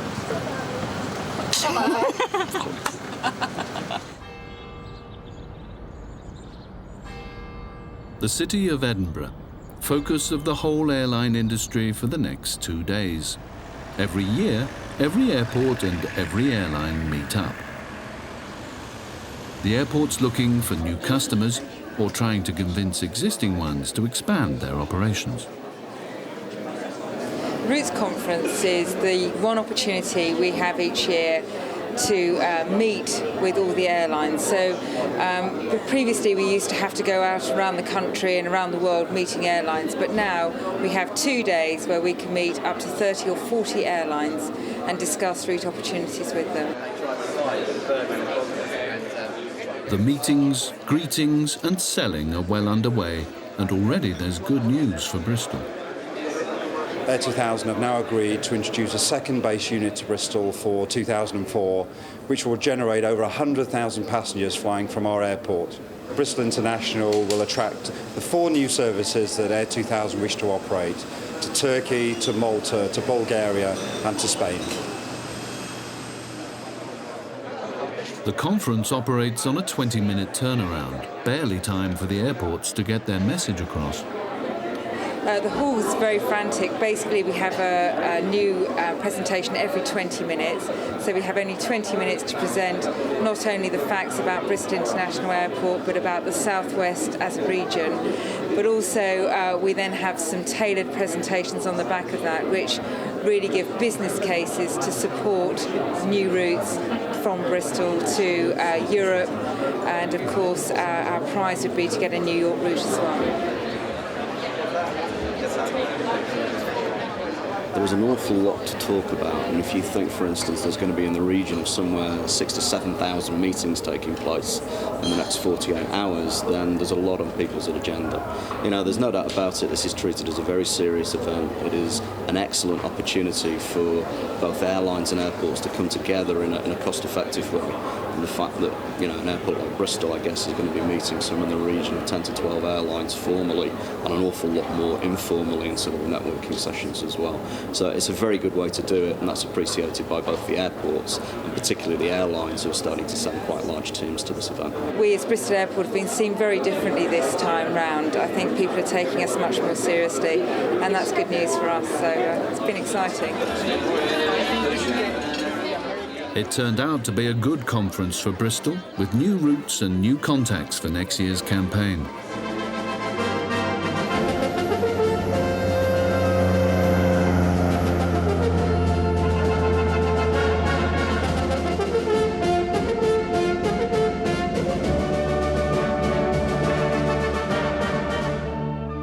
On the board you see a shorthand figure, in this case for the same way. We'll do exactly the same things that we do on At Gloucester Airport, British Airways pilot Paul Marshall is briefing his colleague Claire Barbier before her first aerobatics lesson. Relative to the horizon, a similar arrangement to... Claire normally spends her days at check-in, but has taken up flying in her spare time.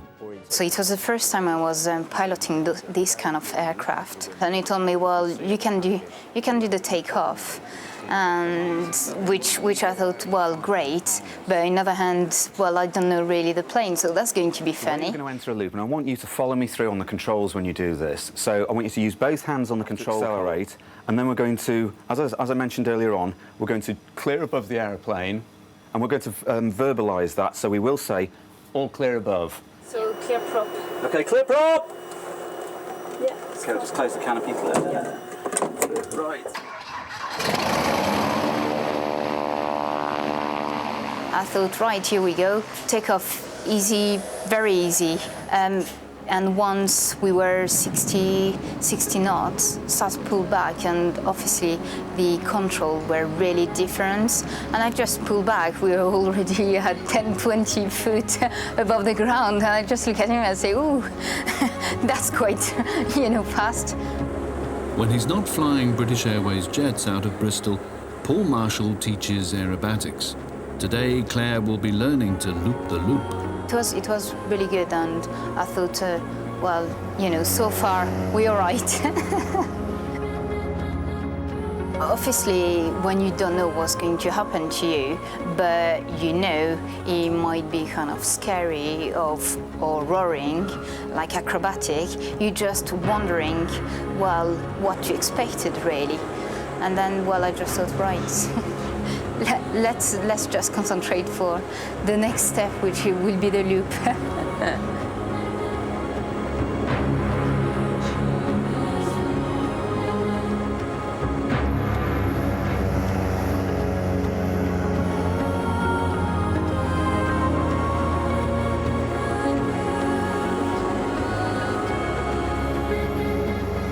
You start actually going slide down to increase your airspeed. And when you're there, it's like and you pull back to go vertical and go up towards the top of the loop. Well, you do more than 90 degrees in that pullback, initial pullback. Basically, at the top of the loop, flight being upside down, that is, I would say, more exciting and more fun than scary, because you haven't got time to be scared. But the only thing where you realize, oh gosh, that's a loop. Basically, it's when you pass from vertical position to horizontal to recover, then that phase is kind of, you've got strong G-force, and that you feel really kind of squeezy. And I'm really into my seat. I had a cushion on my seat because obviously I wasn't high enough, and I really felt my bum really squeezing the cushion. And when we landed, when we landed, my view wasn't as good as when we left. And I said to Paul, the cushion completely squished.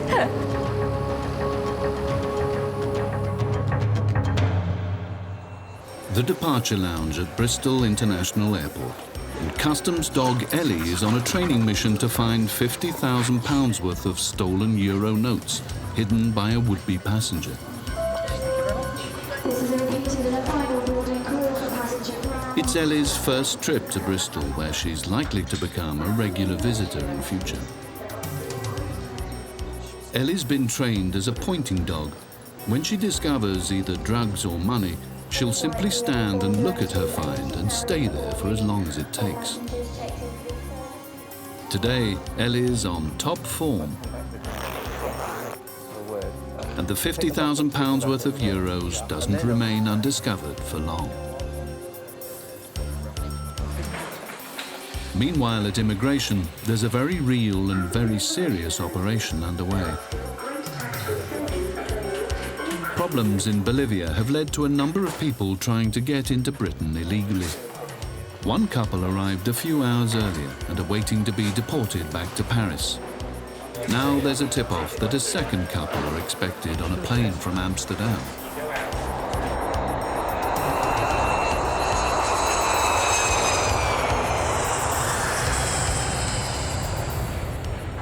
While the passenger checks at immigration continue, Ellie's next assignment is arriving from Malaga.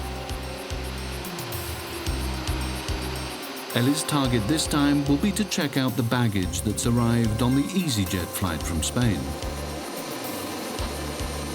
Thousands of bags and cases are unloaded every day at Bristol, and any one of them may carry illegal substances or banned items.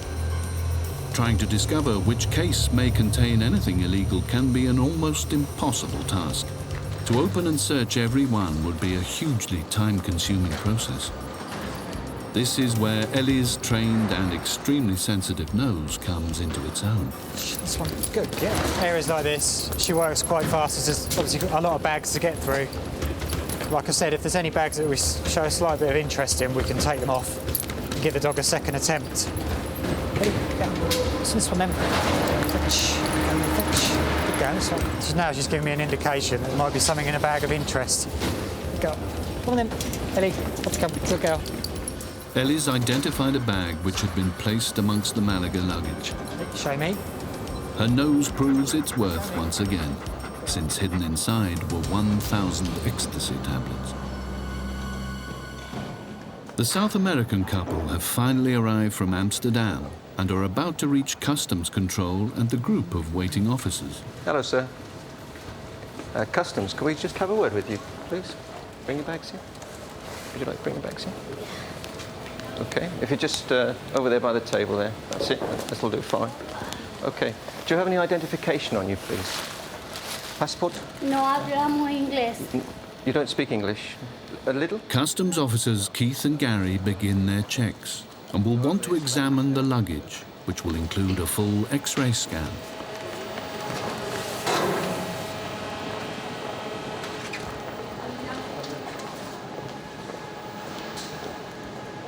There are plenty of questions for the new arrivals, but it's going to be a big problem. It appears the couple speak no English and the customs officers no Spanish. Who is that? Mi ex. Mi ex? Segundo esposo, el segundo esposo. Do you know what that means? What? Sorry? Who? Okay. Segundo esposo. Él mi segundo él es mi verdadero esposo. Is your husband? Your husband? No. No? Esposo? He's there? Segundo esposo mío. Go. Yes. Adios. Adios. It turns out the couple are not from Bolivia, but Chile, and have come to Bristol to see their new grandchild. Despite the searches and interrogation, it's smiles and handshakes all round as they're allowed to go on their way. Gracias.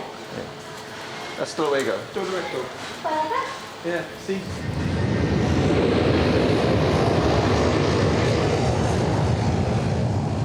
Outside the Bristol Flying Centre, Paul Allison washes down one of the company's aircraft. This has been a regular task for him as he works his way towards a commercial pilot's licence. It's just something I've always wanted to do ever since I was a kid. I had a trial lesson when I was about 13, and ever since then it's the only thing I've wanted to do. Because he's been hanging around the airport, and we call these type of people hanger rats. They just don't go. They want to go. They're so keen. They're involved in aircraft. They love the smell of it. They love the sound of it. So, say there's an aircraft that needs to go to Parma or it's going over to France for the day, and there's a spare seat. Well, you know, Paul's around. He'll always put his hands up. He's never backward at coming forward. Can I sit there? Good for him, because he sits in a right-hand seat. He gets to see what it is that takes to be a commercial pilot. So he's learning, even though he's not actually doing any examining or any testing. It's very important to us as a company that the aircraft are clean, the catering's done, they're hoovered, there's somebody here to meet an aircraft when it comes back in the middle of the night. And Paul's been doing pretty much that for the last 3 years, as well as learning to train to be a pilot. He's, I suppose you could say, sold his soul to the company so he can get his licence. Okay, take off power, set airspeed as live. Paul's in the final stages of his commercial pilot training. After all that washing and cleaning, he's about to face the last examination. The instrument rating course at the moment is a 55-hour course. of which I can do 40 hours of that on our simulator we have. Passing flight level 6, climbing 8, check for ice.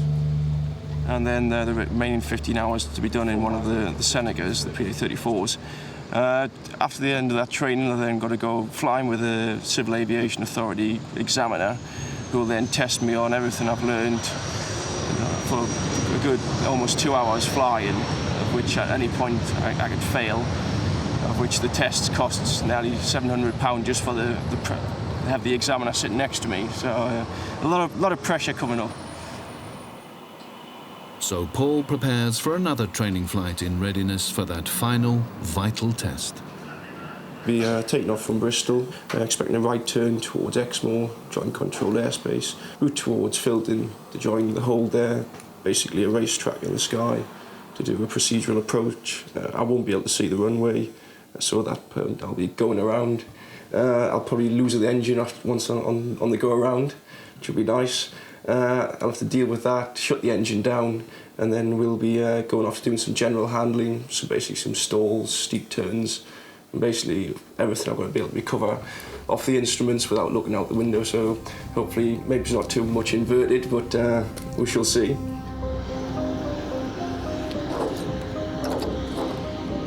Would-be pilots come from all over the world to train at the Bristol Flying Centre. Like every pilot before every flight, Paul takes time to thoroughly check out his aircraft. Fuel tanks, flaps, wings and engines all receive the same thorough examination. Seatbelt time strapped in. Coming on. It's taken Paul Allison 3 years to reach this point after gaining his private pilot's license. That takes anyone a minimum of 45 hours of flying, of which 15 have to be solo. It's a long and often difficult route from those first few hours and requires skill and determination to gain a full commercial license. Working your way through like Paul is one option. The other is to spend an estimated £55,000. 6 runway 09 clear for takeoff, surface wind 330 degrees, 4 knots.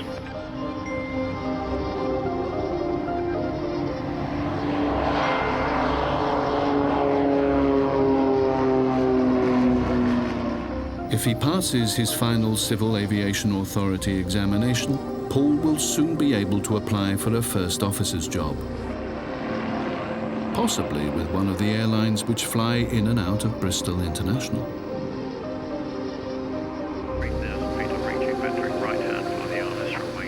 Today, though, it's simply an opportunity to hone and practice some of the skills which Paul has learned over the past 3 years. The instrument rating examination is the last hurdle which stands in the way of that coveted commercial license. Unlike today, the windscreen on his side of the cockpit will be totally covered over, leaving Paul unable to see where he's going. His only guide for the whole trip will be his instruments. He'll be flying blind with only those instruments and his training to guide him.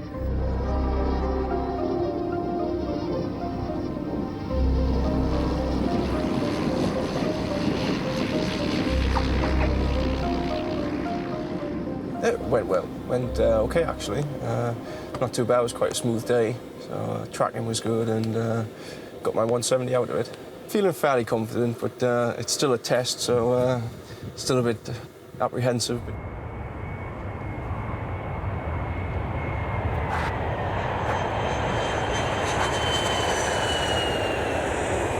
Bristol Airport handles up to 150 flights a day, and each takeoff and landing has to be guarded against a bird strike. It's very important to keep birds off an aerodrome. Obviously, bird strikes cause damage to aircraft. The bills currently run into millions of pounds. It's a job that is day in, day out, 365 days of the year. I've been here Christmas Day as well. We use various pieces of equipment to keep the birds off the airfield. This is the primary piece of kit we've got. It produces distress calls of the species you wish to get rid of. For instance, selected at the moment, we've got the rook, starling,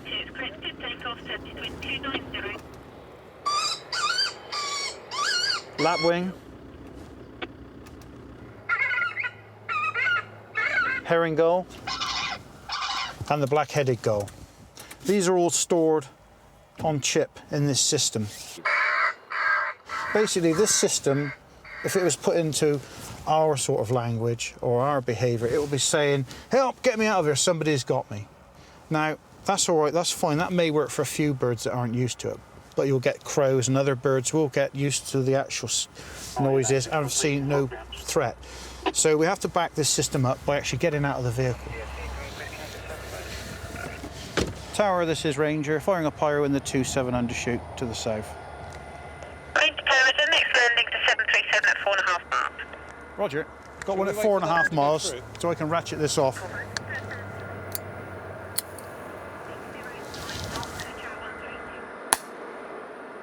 Methods like this are often aimed at crows, but distress calls and explosions don't always work.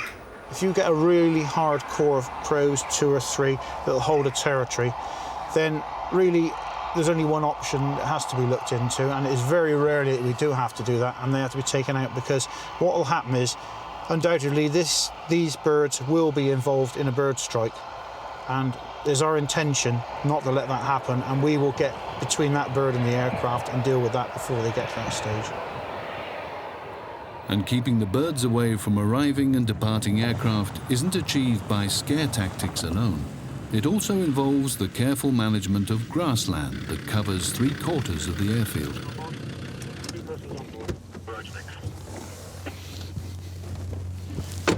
Not many people realise this, but we've also got to manage the grass on the aerodrome. There's a requirement for us to keep the grass at 6 to 8 inches. Currently at the moment, as you can see, this is a little bit more than that. It requires its first topping cut.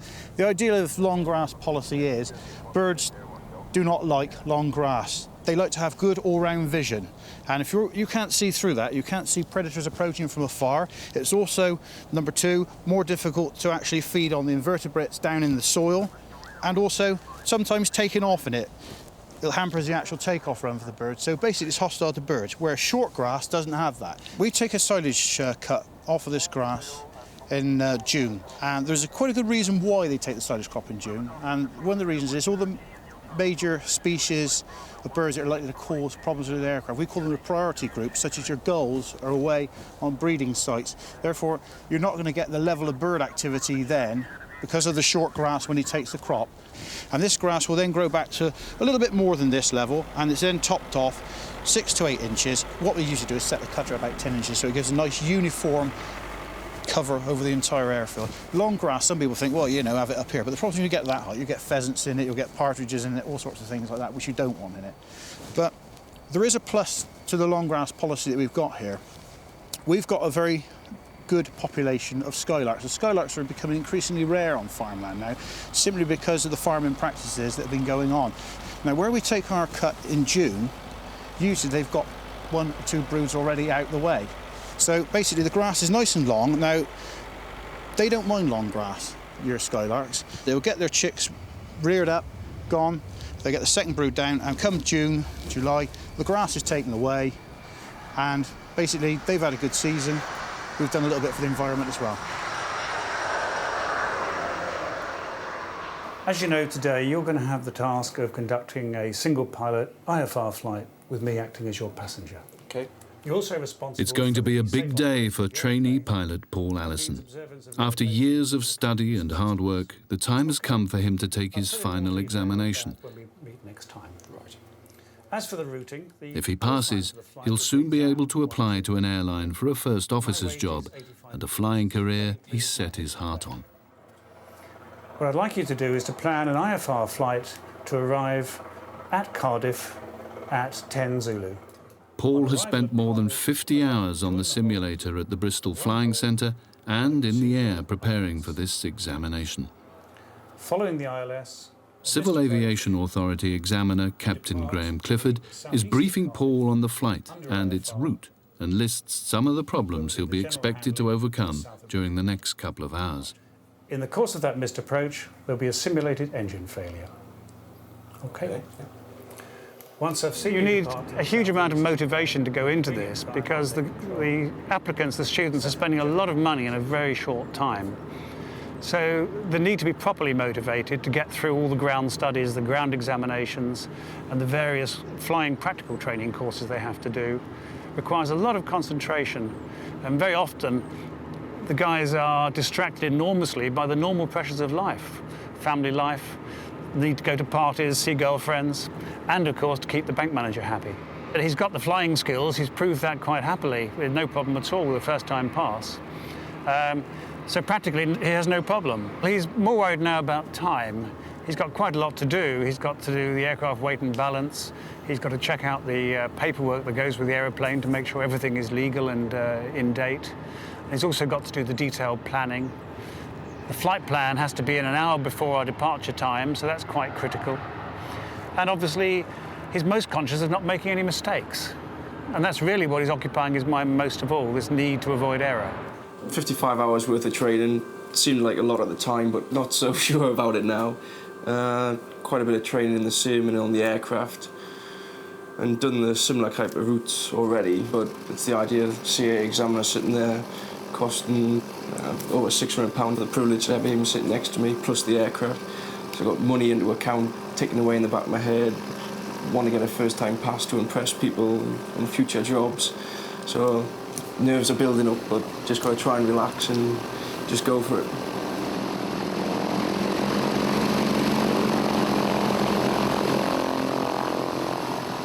Previous tests, I get quite nervous, but once I'm there, I tend to settle down and just go along with it. And as long as he doesn't take control, then at least I know I haven't completely failed.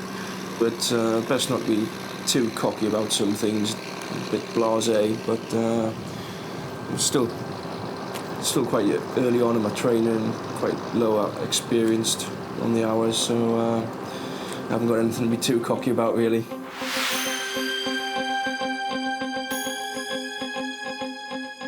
And what makes this final test so difficult and so different from all the others he's had to pass is that for this one, he's flying blind.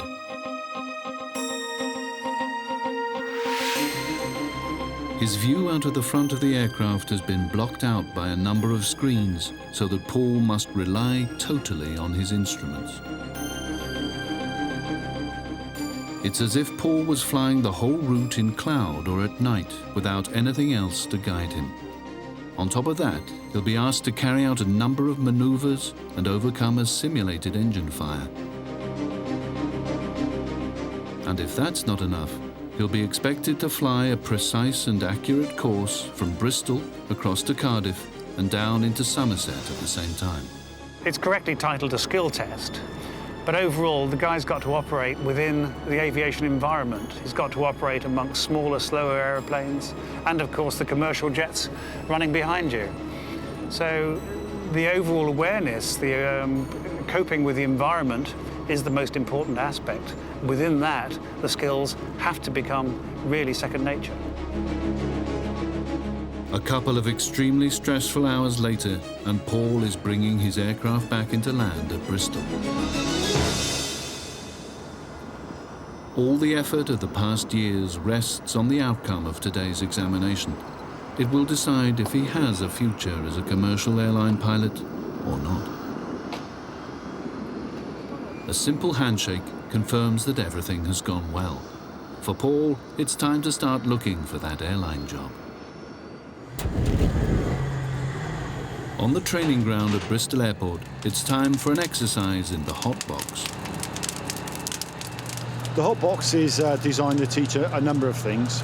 Teamwork in a difficult environment, which heat and smoke traditionally is, especially in a domestic or an aircraft type situation.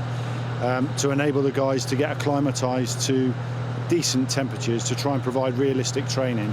Well, at 1 metre we're normally about 100 degrees, and at 2 metres we go up to about 250 degrees.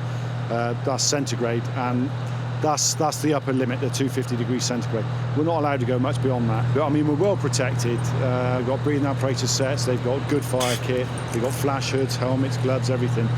If there's a problem, it's possibly that they're overprotected, because you're always battling against the firefighter thinking that he's immune from any danger, that he's invincible, and of course they're not. Right, this is a standard entry to any premise which has a door. You crack it open, You give a quick pulse spray, close it, crack it open again, and now they should look to start making an entry. You keep down low because of the heat barrier. The idea of this now, they're going up some stairs so as they actually go through heat barrier and they experience the different temperatures. This facility, although it's quite basic, is very effective.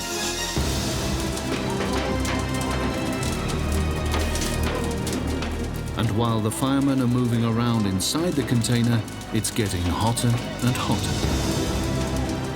It's a test of nerve, stamina and skill, and vital if the men are ever called upon to fight an aircraft fire at the airport. The hot box has become a regular part of everyone's training, a reminder of the conditions they may one day have to face. Hold on, hold there, hold there.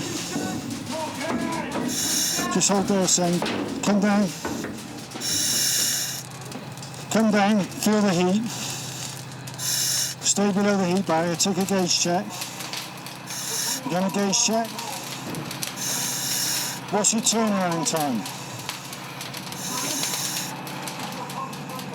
Be careful about putting your knee on the ground, because if that gets hot, you'll get a burn, you'll get a scald.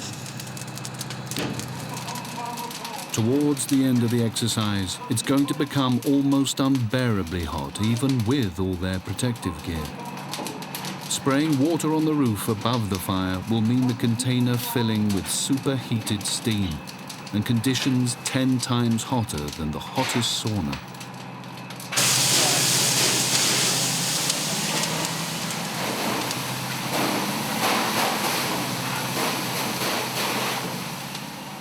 After braving the heat, smoke and steam, it's time for the debrief and first reactions to the hot box exercise. Well done, boys, that was good. The heat got to us towards the end, I think. It was good. Good teamwork, especially down the stairs. Good demonstration there following Robbie. Correct way to access a staircase, right. Either upwards or downwards, right? Stick to the wall, right? And especially coming downwards. Yeah. You check the floor below you before you go on to the next step, right? You did regular air checks, that was good. You need to work on your turnaround time. I want you to understand fully what that means, all right? So if we get anything protracted, then you know what it is you need to look for, right? All right? Yeah. But you'd worked yours out, so you were all right as team leader, you'd worked that out, that was excellent. All right? Any points you? No, just noticed when you put water on the fire, the steam coming down, it's getting hotter and hotter. Yeah. Otherwise it's fine.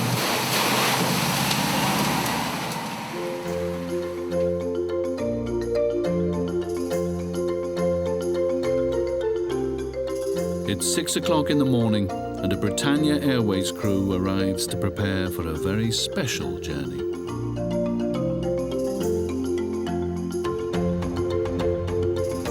Inside the terminal building, their passengers are starting to check in, although the early hour finds many of them still in a very sleepy mood.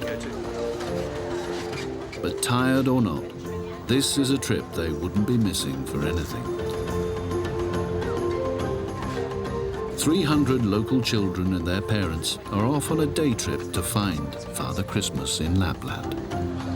Got Ryan then. Who's Ryan? Hold you, Ryan, please. 9, well done. And then Scott. And to get everyone in the right mood, there's even a conjurer on hand. There's 2. Squeeze them all. Can you pinch them all really, really tight? Ow, ow. Blow on your hand really hard. That's it. And open it. 1.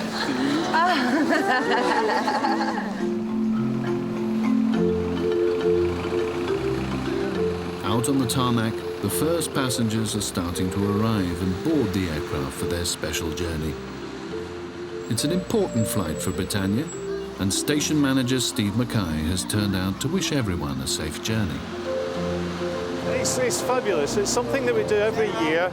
It's something that we do every year. We've got a couple of different companies that charter us, and it's really special.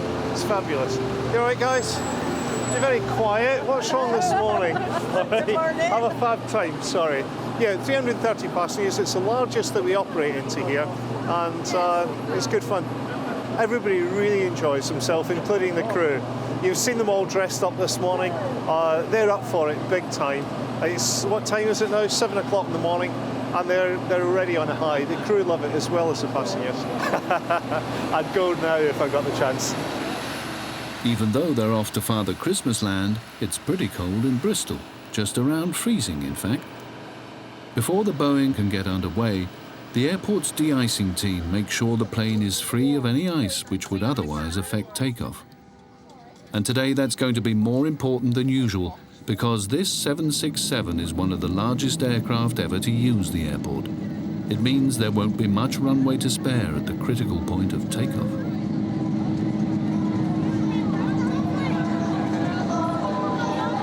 And once safely into the air, it's time for passengers and crew to get into the Christmas spirit.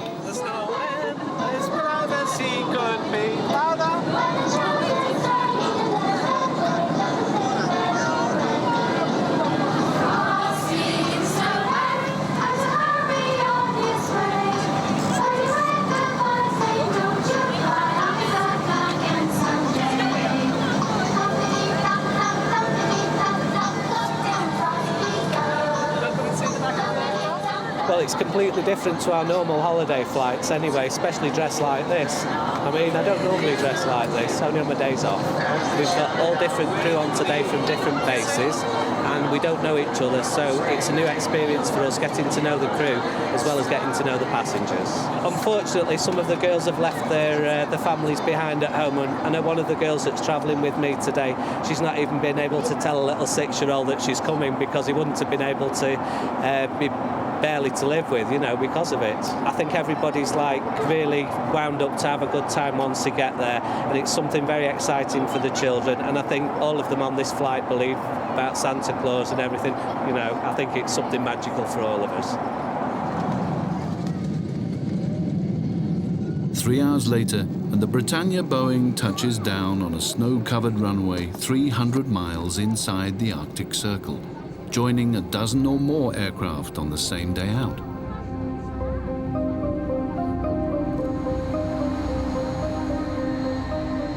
Outside, the temperature is well below freezing, and a fresh fall of snow gives everyone the type of Christmas scenery they were hoping for. Because it's so cold, it's vital that everyone on the flight has the right clothes to wear. So for those that need special clothing, the first stop is at the local fire station, which has been converted to a clothing centre for the occasion.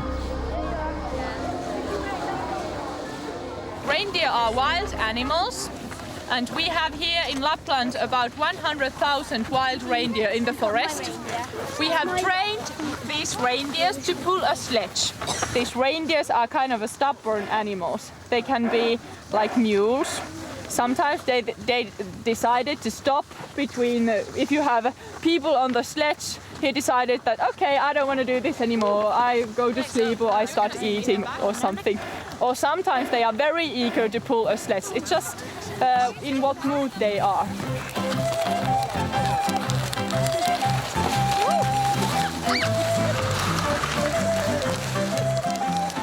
It may be just a few hours away from Bristol, but in Lapland at Christmas time there are just a couple of hours of daylight.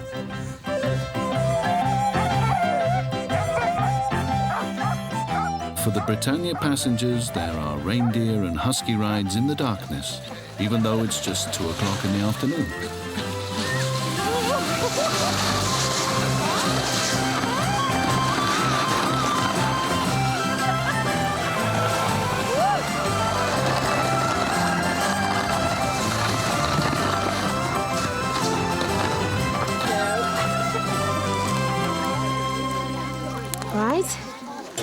But after the rides, it's time for the real purpose of the trip. Can we have the children over here first? First children, please. Calling in on Father Christmas himself. Oh, we've got the right house. Thank you, El. Oh, who is there, he said. Oh, what are you going to tell him? Who is it? Come here.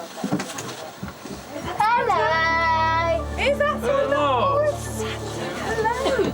Can we come in? Yes, come in, come in. Have you written letters for me? Yes. Okay, let's see. Chelsea. Chelsea English. Olivia, we left yours in your English bag. Chelsea. There you are. Come here. This is for you. Happy Christmas. And no visit to Lapland and Father Christmas would be complete without a present. And then Michael.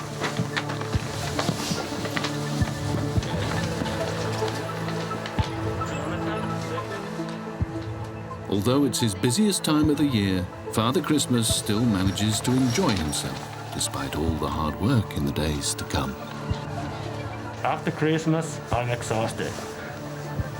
But that's worth it.